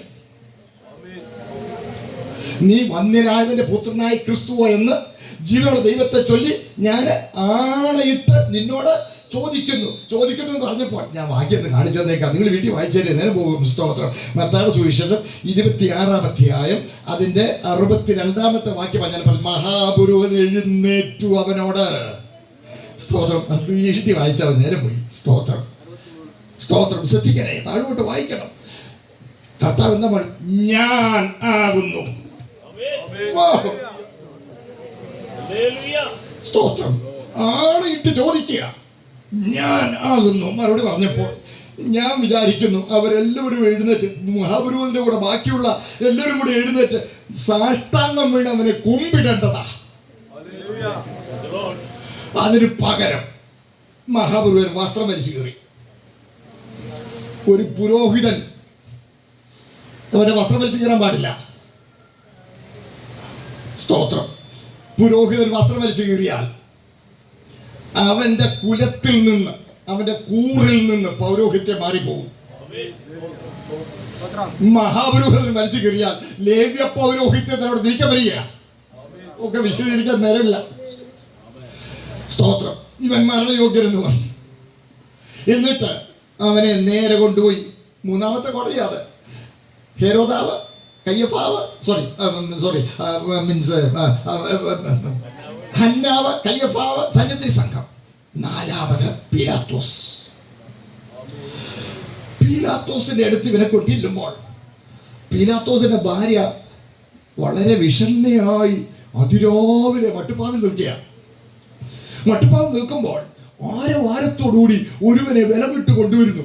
അവൾ തല ഉയർത്തി നോക്കിയപ്പോൾ അവൾ നടുങ്ങിപ്പോയി. എന്താ? തലേ രാത്രി അവൾക്ക് ഒട്ടും ഉറങ്ങാൻ കഴിഞ്ഞില്ല. ദിവ്യനായ ഒരുവനെ ഭർത്താവിന്റെ അടുത്ത് വിസ്താരത്തിന് കൊണ്ടുവരുന്നുവെന്നും വലിയ പ്രശ്നങ്ങൾ ഉണ്ടാകുന്നുവെന്നും അവൾ സ്വപ്നം കണ്ടു. ഒരു ഭീകര രാത്രിയായിരുന്നു. അവള് എത്തി നോക്കിയപ്പോൾ അവൾ സ്വപ്നത്തിൽ കണ്ട അതേ ദിവ്യനെ ഇതാ കൊണ്ടുവരുന്നു. നടുങ്ങി വേഗം ഒരു പ്രചാരനെ ഓടിച്ചില്ല. പറ, അനീതിമാന്റെ കാര്യത്തിൽ ഇടപെടരുത്. അവൻ നിമിത്തമാ കഴിഞ്ഞ രാത്രി ഞാൻ കഷ്ടമനുഭവിച്ചത്. ചെല്ല പറ. ഒരു ഓടി വന്ന് പീലാത്തോസ്, നീതിമാനാ, കഴിഞ്ഞ രാത്രി മാഡം ഒരുപോലെ ഉറങ്ങാൻ കാര്യം ഇതായിരുന്നു. ഇവരെയാ കണ്ടത്. അതുകൊണ്ട് എങ്ങനെ തലയൂരണം. പീലാത്തോസ് എന്ത് ചെയ്യാൻ വിസ്തരിച്ചപ്പോൾ ഗലീലക്കാരൻ രക്ഷപ്പെട്ടു. ഗലീലയിലെ രാജാവായ ഹെരോദാവ് പെസഹ പെരുന്നാളിൽ സംബന്ധിക്കാൻ വന്നിട്ടുണ്ട്. അവന്റെ പറഞ്ഞതിൽ കൊണ്ടുപോകണം, അങ്ങോട്ട് കൊണ്ടുപോകണം. അതാണ് 5-ാമത്തെ കോടതി, ഹെരോദാവിന്റെ കോടതി. ഹെരോദാവ് വലിയ സന്തോഷത്തോടെ സ്വീകരിച്ചു. വല്ല അത്ഭുതമൊക്കെ ചെയ്യുന്ന കാണാൻ. വിസ്തരിച്ചിട്ട് ഒരു കുറ്റവുമില്ല. ശുഭ്രവസ്ത്രം ധരിപ്പിച്ച് തിരികെ അഴിച്ചു. പീലാത്തോസ് അവനെ കണ്ടപ്പോൾ ജനം ആർത്ത് വിളിക്കുക, അവനെ ക്രൂശിക്കുക. ഈ ആർത്ത് വിളിക്കുമ്പോൾ എന്ത് പറഞ്ഞിവനെ ഒന്ന് സമാധാനിപ്പിച്ചു വിടും. സ്തോത്രം. ഞാൻ ഇവനെ അടുപ്പിച്ചു വിട്ടേക്കുമെന്ന് പറഞ്ഞ് എൻ്റെ ഗുരുവിനെ പട്ടാള ക്യാമ്പിലേക്ക് ഏൽപ്പിച്ചു. ആസ്ഥാനത്തെന്ന് പറയുമ്പോൾ പട്ടാള ക്യാമ്പാ. ഓയ്, അവിടെയൊക്കെ വായിക്കും ഉള്ള ഒന്ന് കിടിലം കൊള്ളണം. നമ്മുടെ ഇവിടുത്തെ ഒരു പോലീസ് സ്റ്റേഷൻ സംശയത്തിന്റെ അടിസ്ഥാനത്തിൽ ഒരുവരെ ചോദ്യം ചെയ്യാൻ അവിടെ കൊണ്ടുപോയി. നമ്മൾ നോക്കി ബന്ധുക്കൾ പുറകെ ചെന്നപ്പോ അവനെ പെടലിക്ക് പിടിച്ച് രണ്ട് കട്ടായന്മാർ, പോലീസുകാർ ഇടിക്കട്ടയുമായിട്ട് ആ ഇടിമുറിക്കകത്ത് പെടലിക്ക് പിടിച്ച് ഇങ്ങോട്ട് തെള്ളുന്നെന്ന് കണ്ട. അങ്ങനെങ്കിൽ പട്ടാള ക്യാമ്പിലേക്ക് എന്റെ ഗുരുവിനെ കൊണ്ടുപോയി എന്ന് പറഞ്ഞ ഒരു നടുക്കൊണ്ടാണ്. മൃഗീയമായി അവരുടെ ഗുരുവിനെ പീഡിപ്പിച്ചു. തലയിലൊരു മുൾക്കിരീടം വെച്ച് ആഞ്ഞടിച്ചു. സ്തോത്രം. അതൊക്കെ വിശദീകരിക്കാൻ പോയ നേരം പോകും. സ്തോത്രം. മുൾക്കിരീടം ധരിപ്പിച്ചു. ശ്രദ്ധിക്കണേ, അവനെ സ്തോത്രം മൃഗീയമായി ഉപദ്രവിച്ച് ഒടുവിന്റെ വസ്ത്രം ധരിപ്പിച്ച് പരീക്ഷണനായി അടിമുടി രക്തമൊഴുകുന്നവനായി കൊണ്ടുവന്ന് പീലാത്തോസിന് മുമ്പിൽ നിർത്തിയപ്പോൾ പീലാത്തോസ് എന്നോട് ചോദിച്ചു, ഈ മനുഷ്യനെ കാണുന്നതെന്ന് ചോദിച്ചു. എന്ന് പറഞ്ഞു, ഇനി എന്നാ കൊല്ലാനാ വിട്ടേരെന്ന് പറയുമെന്നാ പീലാത്തോസ് പ്രതീക്ഷിച്ചത്. പക്ഷെ ജനം പറഞ്ഞു, ഇല്ല, അവനെ ക്രൂശിക്കാം. പെസഹ സമയമാ, ഇവൻ പ്രജാതിക്കാരനാ പീലാത്തോസ്. അതുകൊണ്ട് ഇവന്റെ കൊട്ടാരത്തിലേക്ക് കയറിയാൽ അശുദ്ധരാകുമെന്ന് പേടിച്ച് ജനം ദൂരെ നിൽക്കുക. ദൂരെ നിന്നത് കൊണ്ട് ചൊവ്വെ കാണാഞ്ഞിട്ടായി, ദയനീയ സ്ഥിതി ചൊവ്വെ കാണാഞ്ഞിട്ടാണ്. അതുകൊണ്ടൊരു കാര്യം ചെയ്യുക, നിങ്ങൾ എന്നെ ന്യായാസനം എടുത്ത് ഗബ്ബത്തായിൽ കൽത്തളത്തിൽ കൊണ്ടിടാൻ പറഞ്ഞു. കൊണ്ടിട്ടു. പീലാത്തോസ് അവിടെ വന്ന് ജനത്തിന്റെ അടുത്ത് വന്നിരുന്നു. അവരിങ്ങോട്ട് വരെ, ഞാൻ അങ്ങോട്ട് ചെല്ല. യേശുവിനെ അരികെ വിളിച്ച് കണ്ടോളാൻ പറഞ്ഞു. ഈ ദയനീയ സ്ഥിതി കണ്ടിട്ടെങ്കിലും വിട്ടേക്കെന്ന് അവർ പറയുമെന്ന് അവൻ പ്രതീക്ഷിച്ചു. പക്ഷേ അവർ ആർത്ത് വിളിച്ചു, അവനെ ക്രൂശിക്കാം. ആരവാരം അധികമാകുന്നതല്ലാതെ ഒന്നും സാധിക്കുന്നില്ല. പീലാത്തോസ് എഴുന്നേറ്റു, വെള്ളം കൊണ്ടുവരാം. അവന്റെ പരിചാരകന്മാർ പാത്രത്തിൽ വെള്ളവുമായി വന്നപ്പോൾ ആ ന്യായാധിപൻ കൈകൾ നീട്ടിപ്പിടിച്ചു. ഒഴിച്ചു കൊടുത്ത വെള്ളത്തിൽ കൈകൾ കഴുകി, കൈകൾ ഉയർത്തിപ്പിടിച്ചു. ഞാൻ വിചാരിക്കുക, ആ വിരൽത്തുമ്പിൽ നിന്ന് വെള്ളത്തുള്ളികൾ ഇറ്റിറ്റ് വീഴുമ്പോൾ ആ ന്യായാധിപൻ ഇങ്ങനെ വിളിച്ചു പറയും, ഈ നീതിമാന്റെ രക്തത്തിൽ എനിക്കൊരു കുറ്റവുമില്ല, നിങ്ങളുടെ ഇഷ്ടം പോലെ ചെയ്തു. അത് 7ാമത്തെ വിസ്താരമാണ്. പീലാത്തോസിനെ ആദ്യ വിസ്താരത്തിൽ ഗലീലക്കാരനെന്ന് കണ്ടെത്തി അങ്ങോട്ട് വിടുകയാണ്. 2ാമത്തെ വിസ്താരത്തിനൊടുവിൽ അവനെ അടിപ്പിക്കുകയാണ്. 3ാമത്തെ വിസ്താരത്തിന്റെ ഒടുവിൽ അവനെ ക്രൂശിക്കാൻ ഏൽപ്പിക്കുകയാണ്. 5 കോടതികളിൽ 7 റൗണ്ട് മാറി മാറി വിസ്തരിച്ചു. ഈ യോഗ്യതയുടെ പരിശോധന തുടങ്ങിയത് സ്തോത്രം അവിടെ പുൽത്തൊഴുത്തില സ്തോത്രം. അവർ അവനെ ക്രൂശിച്ചു. സ്തോത്രം. അതിനു മുമ്പ് എൻ്റെ ഗുരു എൻ്റെ പാപത്തിന്റെ കുറ്റം തന്നെ വിലയേറ്റെടുത്തു. ഹല്ലേലൂയ. സ്തോത്രം. ഒന്ന് പറയാതിരുന്നാൽ സന്ദേശം പൂർണ്ണമല്ലോ. എന്നെ ഒന്ന് ശ്രദ്ധിച്ചേ. നിങ്ങൾ ഗതസമനയിലേക്ക് നോക്കിക്കേ. ഗതസമനന്റെ ഗുരു നിലത്ത് വീണ് കിടന്ന് പ്രാർത്ഥിക്കുക, പിതാവേ, കഴിയുമെങ്കിൽ ഈ പാനപാത്രമെങ്കിൽ നീങ്ങി പോകേണ്ടവേ. സ്തോത്രം. ശ്രദ്ധിക്കണേ, ഏതാ പാനപാത്രം നീങ്ങിപ്പോകാൻ ആവശ്യപ്പെട്ടത്? സ്തോത്രം. ക്രൂശീകരണമല്ല, ക്രൂശീകരിക്കപ്പെടാൻ ഇവിടെ വന്നവനാ, ക്രൂശ് വഹിക്കാൻ വന്നവനാ. പിന്നെ എന്താ നീങ്ങിപ്പോണെന്ന് പറയുന്നത്? ശ്രദ്ധിച്ച്, മത്തായി 26:42. നിങ്ങൾ എടുത്ത് ഒന്ന് വായിച്ചാലും കുഴപ്പമൊന്നുമില്ല. മത്തായി 26:42. അവൻ രണ്ടാമതും പോയി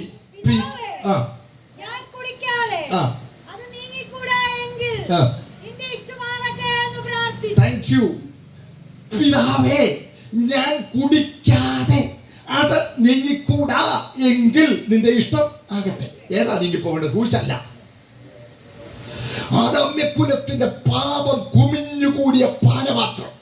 ഒരു യാഗമൃഗത്തെ യാഗിക്കുന്നതിന് മുമ്പ് പാപം ചെയ്തവൻ ആ യാഗമൃഗത്തിന്റെ തലയിൽ കൈവച്ച് താൻ ചെയ്ത തെറ്റുകളെല്ലാം ഏറ്റുപറയുമ്പോൾ ആ കുറ്റം മുഴുവൻ ആ മൃഗത്തെ ചുമത്തി കഴിയുമ്പോൾ അവൻ 2 കൈകളും മാറത്ത് പിണച്ചു വെച്ച് തലകുനിച്ച് നോക്കി നിൽക്കും. അപരാധി അനുതാപിയായി നിൽക്കുമ്പോൾ മൃഗത്തെ വലിച്ചോണ്ട്, അതാ എന്റെ പാപം വഹിച്ചോണ്ട് പോയി. ആ ലോകത്തിന്റെ പാപം ചുമക്കുന്ന രംഗമായിരുന്നു ഗെത്സമനിയിൽ അരങ്ങേറിയത്. 3 പ്രാവശ്യം ചോദിച്ചു, പിതാവേ, ഞാൻ കുടിക്കുകയല്ലാതെ, ഞാൻ ഏറ്റെടുക്കുകയല്ലാതെ ഇത് പരിഹരിക്കപ്പെടുവാൻ വേറെ വഴിയില്ലെങ്കിൽ ഞാൻ റെഡി. പാപപരിഹാരത്തിന് വേറെ ഒരു വഴിയുമില്ലെന്ന് വെളിപ്പെടുത്താനാണ് കർത്താവ് പ്രാർത്ഥന പ്രാർത്ഥിച്ചത്. ഏതൊരു ഗൗരവമായ കാര്യവും ഔപചാരികമായി തീരുമാനിക്കുന്നതിന് മുമ്പ് ആവർത്തിച്ച് ചോദിക്കുന്ന രീതി പൗരസ്ത്യ സംസ്കാരത്തിലുണ്ട്. അതുകൊണ്ടല്ലേ കല്യാണം എല്ലാം റെഡിയായി വന്നാൽ പിന്നെ കല്യാണം നടത്തുന്നതിന് തൊട്ട് മുമ്പ് ചൂട് നിനക്ക് സമ്മതമാണെന്ന് ചോദിക്കും.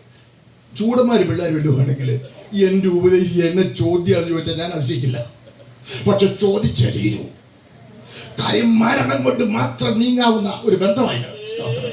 അതിനേക്കാൾ എത്രയോ 1000 മടങ്ങ് ഗൗരവമായ ബന്ധമാണ്. ആദാമ്യ വർഗത്തിന്റെ പാപത്തിന്റെ കുറ്റം മാറിപ്പോകാൻ വേറൊരു വഴിയുമില്ല എന്ന് വെളിപ്പെടുത്തേണ്ടതിനാണ് ഗുരു 3 പ്രാവശ്യം അത് ചോദിച്ചത്. ഇല്ല മകനെ, ഇല്ല. സ്തോത്രം. നോക്കണേ, ഞാൻ ചോദിക്കട്ടെ, ഈ കുറ്റമേക്കുന്നതാണോ ശിക്ഷ സഹിക്കുന്നതാണോ കൂടുതൽ കഠിനം? കുറ്റമേക്കുന്നതാണ്. ഒരു ഉദാഹരണമൊക്കെ പറഞ്ഞ് മനസ്സിലാക്കി തന്നൊക്കെയുള്ളതെന്നുണ്ടെങ്കിൽ ഈ ക്ലോക്ക് എന്നെ പേടിപ്പിക്കുന്ന സമയമായി. ശ്രദ്ധിക്കണേ. കുറ്റമേക്കുന്നതാണ് കൂടുതൽ കഠിനം. കുറ്റമേക്കുന്നതാണ്. അതുകൊണ്ടാണ് സംഭവം പറയാം. കോട്ടയത്ത് പോളിടെക്നിക്കിൽ പഠിക്കുന്ന 2 പിള്ളേര് യൂണിഫോം ഒക്കെ ഇട്ട ഉച്ചവരെ ക്ലാസ് ഉണ്ടാവുള്ളൂ. അവധി സമയമാണ്, പിന്നെ അവധിയായി ഒരു ദിവസത്തേക്ക്. ഇവർ വന്ന് അവർ ലോക്കൽ ട്രെയിനിലാണ് യാത്ര ചെയ്യുന്നത്. ലോക്കൽ ട്രെയിനിൽ തിരക്കുള്ള ലോക്കൽ ട്രെയിൻ. അവർ കയറി പോകുമ്പോൾ ഭയങ്കര തിരക്ക്. ഈ പിള്ളേരല്ലേ കുരുത്തക്കേട് കാണിച്ചാൽ കുരുത്തന് അടുത്ത് നിന്നൊരു പെൺകുച്ചിനെ ചേടി. കൊച്ചി ഗൗരവമായിട്ട് നോക്കിയിട്ട് മാറിയുന്നു. പിന്നെയും ചേടി. അവിടെ കൂടെ വേറെ ആളുകളുണ്ടായിരുന്നു. ഇവൻ എന്നെ ശ്രദ്ധിച്ചു. അവൾ പറയുന്നു എന്നിവൻ കണ്ടപ്പോൾ കൂട്ടുകാരനെ ഒന്ന് തോണ്ടി വെച്ച് അവൻ വേഗം കൂട്ടത്തിൽ കൂടെ നിന്നാണ്. അവർക്ക് കൈ കിട്ടിയത് യൂണിഫോം ഇട്ട നിരപരാധിയായ കൂട്ടുകാരനെയാണ്. പിടിച്ച് അവരങ്ങ് ശരിക്കും കൈകാര്യം ചെയ്തു. എന്നിട്ട് ആ കൊച്ചിനോട് പറഞ്ഞേ, നീ ചെരുപ്പൂരിന്ന് പറഞ്ഞു. ചെരുപ്പൂരിച്ച് അവൻ്റെ കണ്ണത്ത് അപ്പുറം ഇപ്പുറം 2 കൊടുത്തു. പോലീസിനും കൊടുത്തു. പോലീസ് നോക്കിയിട്ട് കോടതി പിരിയുന്നത് വരെ 5 മണി വരെ ലോക്കപ്പിലിട്ടു. 250 രൂപ പേടി. കൂട്ടുകാരൻ, കുരുത്തക്കേട് കാണിച്ച കൂട്ടുകാരൻ അവിടെ ഇറങ്ങി. ഇവൻ ചൂണ്ടെല്ലാം ചോന്ന് കണ്ണെല്ലാം കലങ്ങി അവനെ ഇറങ്ങി വന്നു. 250 രൂപ പേടിയും കൊടുത്ത് ഇറങ്ങി വന്നു. എടാ കൂട്ടെ, എടാ സോറിടാ, സോറി എടാ, 250 രൂപ ഇറങ്ങും. എന്നിട്ട് പോകുന്ന കൊണ്ട് പോടാ. വളരെ വേദനയോടെ പോയി അടുത്ത മുനിസിപ്പൽ പാർക്കിൽ ചെന്ന് സിമെന്റ് ബെഞ്ചിൽ ഇരുന്നു. മറ്റവരും അടുത്ത് വന്നിരുന്നു. എടാ ഐ എം സോറിടാ. നിന്റെ സോറി എടാ, അടി കൊണ്ടത് അവർ ഒത്തിരി ഉപദ്രവിച്ചോടാ, ഹോസ്പിറ്റലിൽ പോണം. എടാ, അടി കൊണ്ടതൊക്കെ പോട്ടടാ. 250 രൂപ പേഴ അടച്ചതും പോട്ടടാ. എടാ, പെങ്കച്ച ചെരുപ്പൂരി എന്റെ കന്നത്തടിച്ചത് ഞാൻ മനുഷ്യന് മുമ്പിൽ എങ്ങനെ നോക്കൂടാ. നീ കാണിച്ച വൃത്തികേടിന്റെ കുറ്റം എന്റെ മേൽ ചുമത്തിയല്ലോടാ ദ്രോഹി. ഇപ്പൊ സമ്മതിക്കാമോ? കുറ്റം ചുമക്കുന്നതാണ് കഠിനം. ഗതസമയം എന്റെ ഗുരു കുറ്റം ചുമന്നപ്പോൾ രക്തം വിയർത്തു, രക്തസമ്മർദ്ദം വർദ്ധിച്ചു, രോമകൂപങ്ങളിലൂടെ രക്തം കിനിഞ്ഞിറങ്ങി, വിയർപ്പതിലൂടെ ചേർന്ന് രക്തത്തുള്ളിയായി താഴെ വീണു. പെട്ടെന്നൂടെ ഹൃദയം പൊട്ടി അവന് മരിക്കാമായിരുന്നു. പക്ഷെ ഒരു ദൂതനെ ബലപ്പെടുത്തുവാനോട് നിയമിച്ചു. അതിനുശേഷം കർത്താവ് അക്ഷോഭ്യനായിരുന്നു. പോകുന്ന വഴിയിൽ സ്ത്രീകൾ നിലവിച്ചപ്പോൾ, നിങ്ങൾ എന്നെ ചൊല്ലിക്കരയണ്ട, നിങ്ങളുടെ മക്കളെ ചൊല്ലിക്കരവീൻ. കാൽവറിയിൽ കൊടിയ കള്ളന്മാരുടെ നടുവിൽ അതിലും കൂടി ഒരു കള്ളനെ പോലെ അവനെ ക്രൂശിച്ചപ്പോൾ, പിതാവേ, ഇവർ ചെയ്യുന്നതിന് അറിയാം, ഇവരോട് ക്ഷമിക്കണമേ. കാൽവറി ഗതസമനിലെ അനുഭവത്തെക്കാൾ 1000 മടങ്ങ് അധികം ലളിതമായിരുന്നു. ഒന്നുകൂടെ തിരിച്ചു പറയാം, ക്രൂശീകരണത്തെക്കാൾ 1000 മടങ്ങ് അധികം കഠിനമായിരുന്നു ഗതസമനിലെ കുറ്റം ചുമക്കുന്ന രംഗം. എന്റെയും നിങ്ങളുടെയും പാപത്തിന്റെ കുറ്റം ചുമന്നുകൊണ്ട് ഹല്ലേലൂയ, എന്റെ യേശു കാൽവറിയിൽ യാഗമായി. നമ്മളെ സ്നേഹിക്കുന്ന സ്നേഹം, നമ്മളെ കരുതുന്ന കരുതൽ, നമ്മുടെ മേലുള്ള അവന്റെ ഉത്തരവാദിത്വമായി വെളിപ്പെടുത്തുന്ന സ്തോത്രം എന്ന് പറഞ്ഞാൽ ശ്രദ്ധിച്ചേ. സ്തോത്രം. ദൈവം ഒരാഴ്ച തന്നേലേ. ഇതൊന്ന് കേട്ടേ. നിങ്ങളെ കുഞ്ഞ് സ്കൂളിൽ പഠിക്കുന്നു, അവൻ കെമിസ്ട്രി ലാബിൽ എക്സ്പെരിമെന്റ് ചെയ്തുകൊണ്ടിരിക്കുക. പക്ഷെ പ്രതീക്ഷിച്ച റിസൾട്ട് പിന്നെ കിട്ടുന്നു. 2 പ്രാവശ്യം പറയാം, ഹരീഷ വന്ന് കയ്യിൽ ഒട്ടി തകർന്നു. ടീച്ചർ വന്നു, വീട്ടിലറിയിച്ചു, ഇവനെ സസ്പെൻഡ് ചെയ്യുക. നിങ്ങൾ ചെയ്യുന്നു, നിങ്ങളുടെ പോലത്തെ 25,000 രൂപ വിലയുള്ള സാധനം അവനെറിഞ്ഞു കൊടുച്ച അവൻ ഇവനെ ഇവിടെ പഠിപ്പിക്കാൻ. എൻ്റെ പൊന്നു സാറേ, ക്ഷമിക്കുക പ്ലീസ്, ഞാൻ ആ 25,000 രൂപ തന്നേക്കാം പ്ലീസ്. അവനോടൊന്ന് ഞാൻ ആ കുറ്റമേൽക്കുന്നു, ഞാനൊരു പരിഹാരം വരുത്താം. നിങ്ങൾ ഉത്തരവാദിത്വ ബോധമുള്ള, ധാർമ്മിക ബോധമുള്ള ഒരു അപ്പനാണ് പറയില്ലേ? സ്തോത്രം. അങ്ങനെയെങ്കിൽ എൻ്റെ നിങ്ങളെ സൃഷ്ടാവും, എൻ്റെ നിങ്ങളെ പരിപാലകനും, എൻ്റെ നിങ്ങളെ ഉടമസ്ഥനുമായ സർവശക്തനായ കർത്താവ് തന്റെ നീതിയിൽ നമ്മുടെ പാപത്തിന്റെ മുഴുവൻ കുറ്റവും തന്റെ മേലെടുത്തു. കാൽവരിയിൽ അവിടുത്തെ യാഗമായി. ഈ യാഗമരണം നിന്റെ പാപത്തിന്റെ പരിഹാരത്തിൽ നിന്ന് ഹൃദയം കൊണ്ട് വിശ്വസിച്ച് വായ് കൊണ്ട് ഏറ്റു പറഞ്ഞിട്ടുണ്ടോ? ആ മരണത്തിൽ പങ്കാളിയാകുവാൻ നിങ്ങളെ സമർപ്പിച്ചിട്ടുണ്ടോ? എന്റെ യേശു സംസാരിച്ചത് അബ്സല്യൂട്ട് ലാംഗ്വേജിലാണ്. Absolute language. എന്തൊരു എന്റെ വാക്കാ. സ്തോത്രം. ആമേൻ, ആമേൻ. ഞാൻ നിന്നോട് പറയുന്നു. ഓ, എന്നെ വാക്കുള്ളൂ. മാറ്റത്തെ കുറിച്ച് ഞാൻ പരാമർശിച്ചല്ലോ. വീണ്ടും ജനിക്കണമെന്ന. സ്തോത്രം. ശ്രദ്ധിക്കണേ. അതുപോലെ കർത്താവ് പറഞ്ഞ വേറൊരു വാക്യമാണ്, നിങ്ങൾ മനുഷ്യപുത്രന്റെ മാംസം തിന്നണം, അവന്റെ രക്തം കുടിക്കണം. എന്താ അതിന്റെ അർത്ഥം? മാംസം തിന്നണം, രക്തം കുടിക്കണം എന്ന് കർത്തൃമേശയിൽ പങ്കെടുക്കണമെന്നാണോ? അത് വെറും ഒരു ചെറിയ ഐഡിയയുള്ളൂ. സ്തോത്രം. അവന്റെ തകർക്കപ്പെട്ട ശരീരത്തിനും ചിന്തപ്പെട്ട രക്തത്തിനും നിങ്ങൾ ഉത്തരവാദിയാണെന്ന് അംഗീകരിക്കണമെന്നാണ്.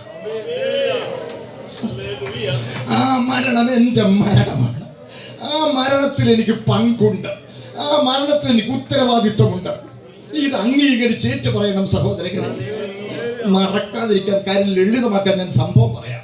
ഞാൻ വടക്കേ ഡൽഹി താമസിച്ച് കർത്താവ് വേല ചെയ്യുന്ന കാലം ഞങ്ങളുടെ സഭയിൽ ഒരു അച്ചായൻ ഉണ്ടായിരുന്നു. അദ്ദേഹത്തിന് ഒരു ടെമ്പോ സർവീസ് 10-25 വണ്ടികളുണ്ട്, ബാറ്റഡോറിൻ്റെ വണ്ടികളാണ്. അദ്ദേഹത്തിന് ഒരു പ്രത്യേക കോൺട്രാക്ട് ഉണ്ട്. സൂപ്പർ ബജാർ എന്ന് പറയുന്ന ഡൽഹി മുഴുവനുള്ള ഷോപ്പുകൾ ഡൽഹിയിൽ ഉണ്ടായിരുന്നവർക്കറിയാം. അവിടെ എന്നും രാവിലെ പച്ചക്കറി എത്തിക്കാനുള്ള ഒരു കോൺട്രാക്ട് ഇദ്ദേഹത്തിനാണ്. വർഷങ്ങളായിട്ടുള്ള കോൺട്രാക്റ്റാണ്. 15 വണ്ടി വെളുപ്പിന് 3 മണിക്ക് പോയെങ്കിൽ എല്ലായിടത്തും എത്തിക്കാൻ 6 മണിക്ക് മുമ്പ്. ഇദ്ദേഹത്തിൻ്റെ വണ്ടിക്ക് പ്രത്യേക പെയിൻ്റൊക്കെയാണ്. ഒരു ദിവസം ഒരു ഡ്രൈവർ വന്നില്ല. ഇദ്ദേഹം നല്ല ഹെക്സ്റ്റിക്കായി, നല്ല മിടുക്കൻ, നല്ല എക്സ്പെർട്ട് ഡ്രൈവർ, എക്സർവിഷനാണ്. അദ്ദേഹം വണ്ടി കയറി. അദ്ദേഹം അനന്തരം നാട്ടിൽ അവരും കൂടെ വണ്ടി കയറി.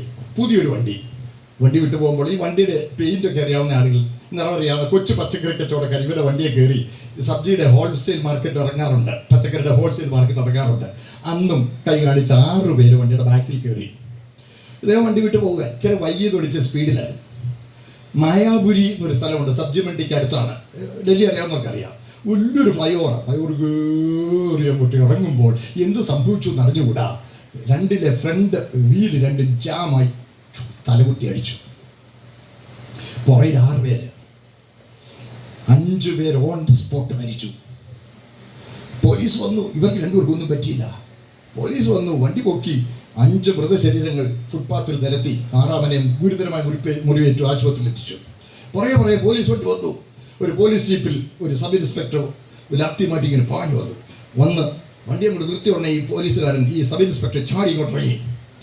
5 മൃതശരീരങ്ങൾ നോക്കി. വല്ല അനക്കമുണ്ടോ? ഇല്ല. അപ്പോൾ കാഞ്ചലായ ഗാഡി ആരാണ് വണ്ടി ഓടിച്ചെന്ന് ചോദിച്ചു. നമ്മുടെ അച്ഛൻ വലിയ ഹെഫ്റ്റിക്കായി, മേനച്ചനായ ഞാനാ ഓടിച്ചെന്ന്. ആ പോലീസിന് അങ്ങ് അരിശായി. വണ്ടി ഓടിച്ചെന്ന് പറയുന്ന ഒരു മദ്രാസി, മരിച്ചത് 5 ഹിന്ദിക്കാരന്മാർ. അദ്ദേഹം തന്നെ കയ്യിലെന്ന് ലാത്തി കൊണ്ട് അച്ഛൻ്റെ വയറിന് ഒരു കൂത്ത് കൊടുത്തേച്ചു. എടാ നായെ, നീ 5 പേരുടെ മാംസം തിന്നോ, നീ 5 പേരുടെ ചോര കുടിച്ചോ നായെ. തു കുത്തേ, തു പാഞ്ചൻ ക മാംസക്കായ, തു പാഞ്ചൻ ക കുൻപിയ കുത്തേ.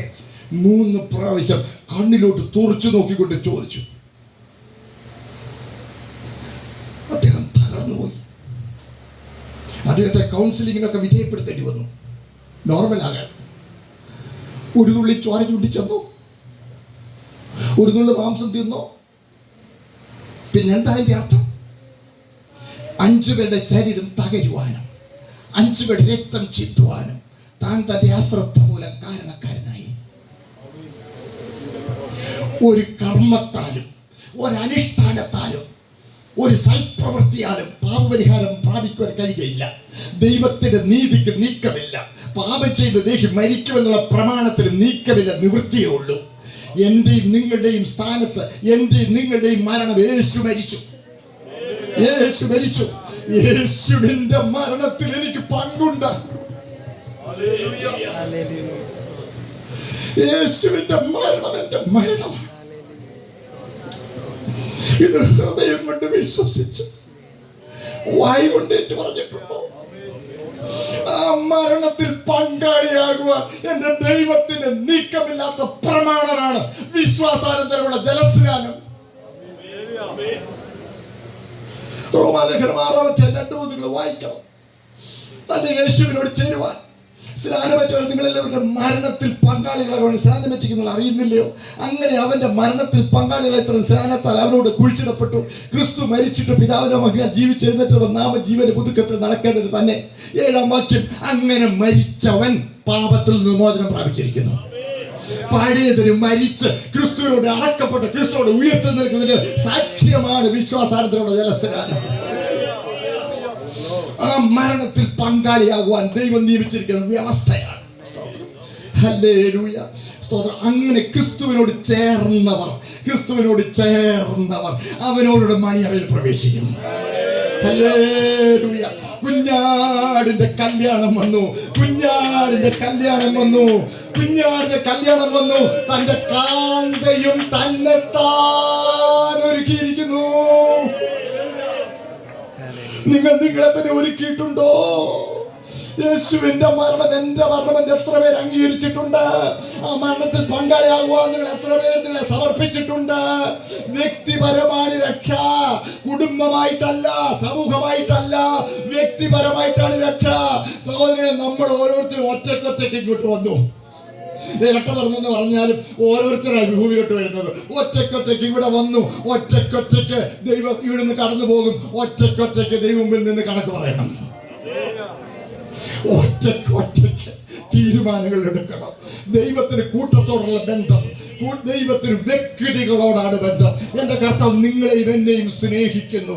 എന്റെ സഹോദര, യേശുവിന്റെ മരണത്തിൽ നിങ്ങൾ പങ്കാളിയായിട്ടുണ്ടോ? സ്തോത്രം. അതെ, കുഞ്ഞാടിന്റെ കല്യാണം വന്നു. സ്തോത്രം. മണവാളൻ വരുന്നു, അവനെതിരെ പുറപ്പെടുവീൻ എന്നുള്ള ആർപ്പുവിളിയാണ് ചുറ്റുപാടിൽ കേട്ടുകൊണ്ടിരിക്കുന്നത്. ഇനിയും നിങ്ങൾ ഉറങ്ങുകയോ? ഉണരുക, ദൈവം തെളിയിക്കുക. ഹല്ലേലൂയ. സ്തോത്രം. നിങ്ങളുടെ ഒരുക്കം പൂർണ്ണതയുള്ളതാണോ? ഹല്ലേലൂയ. സമയം പോലെ വാക്കുകൾ ഞാൻ ഉപസംഹരിക്കട്ടെ. സ്തോത്രം. അടുത്തൊരു വർഷം ഇവിടെ ഒരു കൺവെൻഷൻ നടക്കണമെന്നില്ല. അതിനുമുമ്പ് കാഹളം ധരിക്കാൻ സാധ്യതയുണ്ട്. ഹല്ലേലൂയ. അതുകൊണ്ട് എന്റെ പൊന്നു സഹോദര, ഇപ്പോഴാകുന്നു സുപ്രസാദ കാലം, ഇപ്പോഴാകുന്നു രക്ഷാ ദിവസം. കർത്താവിനായി നിങ്ങളെ സമർപ്പിക്കാൻ ഒരു നിമിഷം എടുക്കുമോ? നമ്മുടെ കണ്ണുകൾ ഒരു നിമിഷം ഒന്ന് അടച്ച് ഒരു നിമിഷം ഒന്ന് പ്രാർത്ഥിക്കാമോ? പ്ലീസ്. ബഹുമാന്യ കർത്തദാസൻ, പ്രിയ പാസ്റ്റർ ചാൻ, സ്തോത്രം. അവരുടെ കുടുംബം വളരെ അധ്വാനിച്ച് ഈ ക്രമീകരണം ഉപയോഗിച്ച് സുവിശേഷം പറയുവാൻ സൗകര്യമൊരുക്കി. ഹല്ലേലൂയ. എന്റെ പൊന്നു സഹോദര, എന്റെ പൊന്നു സഹോദരി, സ്തോത്രം. എന്റെ കേൾവിക്കാരി, കർത്താവിന്റെ വരവെടുത്ത് ഒരുങ്ങിയോ?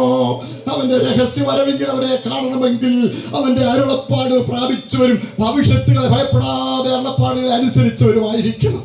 ഇതിന്റെ മുമ്പിൽ നിങ്ങൾക്ക് എന്ത് തീരുമാനമെടുക്കുവാനുണ്ട്? അതേ, സ്തോത്രം. എന്റെ കർത്താവ് എന്റെ പാപങ്ങൾ വഹിച്ചുകൊണ്ട് എന്റെ സ്ഥാനത്ത് എന്റെ വിടുതലായി ഭരിച്ചുവെന്ന് ഞാൻ പൂർണ്ണ ഹൃദയത്തോടെ വിശ്വസിക്കുന്നു. സ്തോത്രം. എന്റെ കർത്താവിന്റെ മരണത്തിലുള്ള എന്റെ പങ്ക് ഞാൻ സാക്ഷ്യപ്പെടുത്തുവാൻ, വിശ്വാസാനന്തര ജലസ്നാനത്തിൽ കർത്താവിനെ സാക്ഷിക്കുവാൻ എനിക്ക് താല്പര്യമുണ്ട്. സ്തോത്രം. എനിക്കതിന് ആഗ്രഹമുണ്ട്. കർത്താവിനുള്ള കൃപ തരാൻ എനിക്ക് വേണ്ടി പ്രാർത്ഥിക്കണം. എന്റെ കർത്താവിന്റെ വരവുകൾ കാണപ്പെടുവാൻ എനിക്ക് ആഗ്രഹമുണ്ട്. എനിക്ക് വേണ്ടി നിങ്ങൾ പ്രാർത്ഥിക്കണം. ദൈവദാസന്മാർ, എനിക്ക് വേണ്ടി പ്രാർത്ഥിക്കണം എന്ന അപേക്ഷയുള്ള ആരെങ്കിലും ഇവിടെ ഇരിക്കുന്നവരുണ്ടെങ്കിൽ എനിക്ക് നിങ്ങളെ അറിഞ്ഞുകൂടാ. എന്റെ കർത്താവിന് നിങ്ങളുടെ ഹൃദയം അറിയാം, നിങ്ങളുടെ നിലവുകൾ അറിയാം, നിങ്ങളുടെ ചിന്തകൾ അറിയാം, നിങ്ങളുടെ അവസ്ഥയെ അറിയാം. ആരെങ്കിലും ഇന്ന് രാത്രി അവർ സമർപ്പണത്തിൽ ആഗ്രഹിക്കുന്നെങ്കിൽ ഞങ്ങൾ നിങ്ങൾക്ക് വേണ്ടി പ്രാർത്ഥിക്കുവാൻ ആഗ്രഹിക്കുന്നു. ആ സമർപ്പണമുള്ളതാണ് വലതുകരം ഒന്ന് ഉയർത്തുക. ഞങ്ങൾ നിങ്ങൾക്ക് വേണ്ടി പ്രാർത്ഥിക്കാം. ഹല്ലേലൂയ. സ്തോത്രം. ഞാൻ പറഞ്ഞല്ലോ, എനിക്ക് നിങ്ങളെ ആരെയും അറിഞ്ഞുകൂടെങ്കിലും സ്തോത്ര കർത്താവിന് നിങ്ങളെ അറിയാം. ആരെങ്കിലും ഇന്ന് രാത്രി ഒരു പുതിയ സമർപ്പണത്തിന് താല്പര്യപ്പെടുന്നവരുണ്ടെങ്കിൽ കർത്താവ് നിങ്ങൾക്ക് നൽകട്ടെ. ഹല്ലേലൂയ. സ്വർഗ്ഗ പിതാവേ, അങ്ങയുടെ വിലയേറിയ ദാസനും അദ്ദേഹത്തിന്റെ പ്രിയ കുടുംബവും വളരെ ഉത്സാഹത്തോടും പ്രാർത്ഥനയോടും കൂടി ക്രമീകരിച്ച ക്രമീകരണം ഉപയോഗിച്ച് അങ്ങനെ തന്ന കൃപയ്ക്കൊത്തോണം അങ്ങയുടെ വചനം കർത്താവെ ഞങ്ങൾ ഈ 3 ദിവസം കർത്താവ് ഈ ദേശത്തോട് പ്രസംഗിച്ചു. ഇന്ന് രാത്രി മടിയടിന്റെ കുഞ്ഞുങ്ങളോട് സംസാരിക്കാൻ ഭാഗ്യം തന്നു കർത്താവെ. ഈ വചനത്തിന് മുമ്പിൽ സമർപ്പിക്കുവാൻ ഞങ്ങൾ അവസരം കൊടുത്തു കർത്താവെ. സ്തോത്രം. ഹല്ലേലൂയ. തിരുമേനിയുടെ ആത്മാവരുടെ ഹൃദയങ്ങളോട് ഇടപെട്ടും സംസാരിച്ചു കൊണ്ടിരിക്കണമേ. ഈ വചനം ആർക്കും ശിക്ഷാവിധിക്ക് കാരണമാകരുത്. പിന്നെ അധ്വാനിച്ചവരെ അനുഗ്രഹിച്ച് പ്രതിഫലം കൊടുക്കണമേ. ഹല്ലേലൂയ. ദേശത്തെ അനുഗ്രഹിക്കണമേ, അത്ഭുതങ്ങളെ അനുഗ്രഹിക്കണമേ. ദൈവനാമം എല്ലാത്തിലും മഹത്വം എടുക്കണമേ. വേഗം വരുന്ന മണവാളിനെ എതിരേൽപ്പാൻ മണവാട്ടിയായി ഞങ്ങളെ ഒരുക്കുവാൻ ഞങ്ങളിൽ പ്രസാദിക്കണമേ. മഹത്വം എടുക്കണമേ. യേശുക്രിസ്തുവിന്റെ പരിശുദ്ധ നാമത്തിൽ തന്നെ പിതാവേ. ആമേൻ.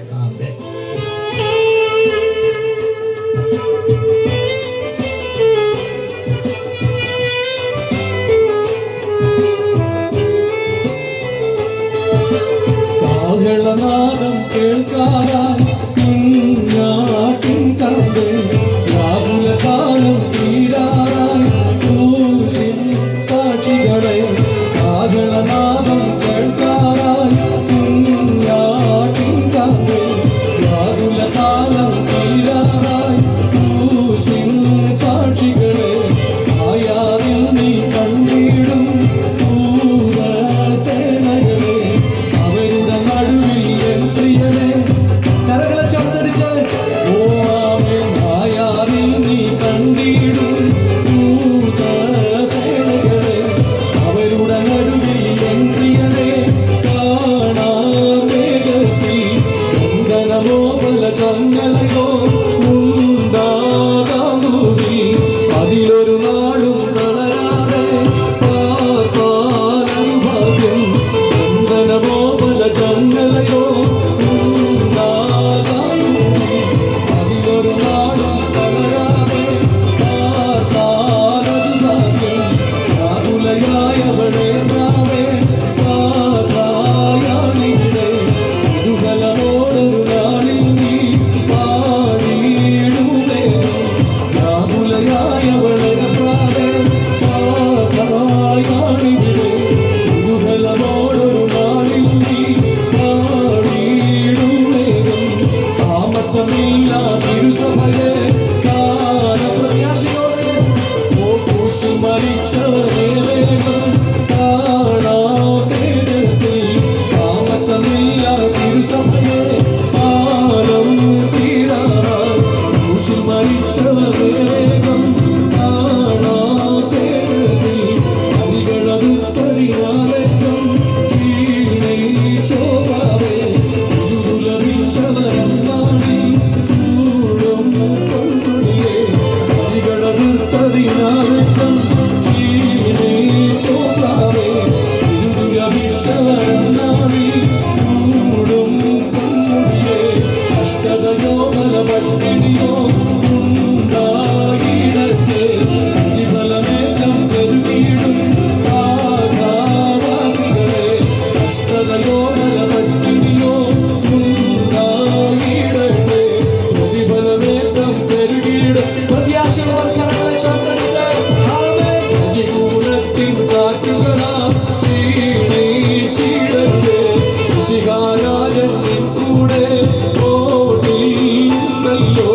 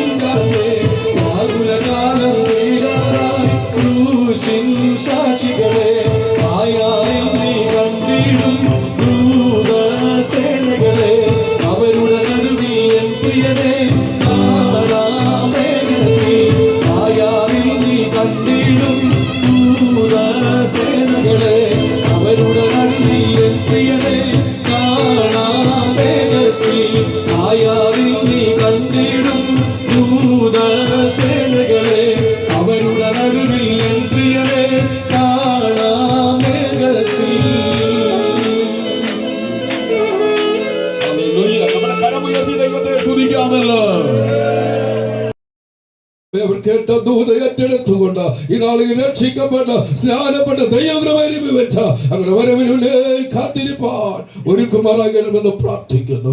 നിങ്ങളുടെ വരവിന് വേണ്ടി എപ്പോഴും ഒരുങ്ങി കാത്തിരിപ്പാൻ സ്വർഗമിടയാക്കുമാറാകണമേ എന്ന് പ്രാർത്ഥിക്കുന്നു. ഈ ദേശത്തോട് ഈ മകനെ വിളിച്ചറിയിക്കത്തക്കവണ്ണം ഈ വാത്സിന്റെ ഭവനത്തെ ദാസനെ തന്റെ തലമുറകൾ ഒരുക്കിയ കൃപകൾക്കായി സ്തോത്രം. ഓമലൂർ സഭയിൽ ഒരുക്കിയതിനായി സ്തോത്രം. അവരെ അനുഗ്രഹിക്കുമാറാകണമേ എന്ന് പ്രാർത്ഥിക്കുന്നു. എനിക്കിവിടെ ഗാന ശുശ്രൂഷയ്ക്കായി നിന്റെ ദാസന്മാരെ ഇവിടുന്ന് ഒരുക്കിയ കൃപകൾക്കായി സ്തോത്രം. ഈ രാത്രികാൽ പകർന്ന എല്ലാ അനുഗ്രഹങ്ങൾക്കായി ഞങ്ങൾ നന്ദിയോടെ വാഴ്ത്തുന്നു. ഇപ്പോൾ നിങ്ങൾ പ്രാർത്ഥിച്ചു പിരിയുന്നു. ദൈവസ്ഥാനത്ത് കൂടെ ഇരിക്കണമേ. യേശു കർത്താവിനെ നാം ചോദിക്കുമ്പോൾ ദൈവത്തോട് കേൾക്കണം. സ്വർഗ്ഗസ്ഥ നല്ല പിതാവേ, നമ്മുടെ കർത്താവും പ്രിയ രക്ഷിതാവുമായ യേശു ക്രിസ്തുവിന്റെ കൃപയും പിതാവായ ദൈവത്തിന്റെ സ്നേഹവും ആശ്വസിപ്പിക്കുന്ന പരിശുദ്ധാത്മാവിന്റെ നിരന്തരമായ കൂട്ടായ്മയും കാവലും നാം എല്ലാവരോടും ലോകമെങ്ങും ചിതറിപ്പാർക്കുന്നതിന്റെ വിശുദ്ധ ഗണത്തോടും കൂടെ കർത്താവിന്റെ വരവ് വരെ ഉണ്ടായിരിക്കുമാറാകട്ടെ. അറുക്കപ്പെട്ട കുഞ്ഞാടിനും മഹത്വം.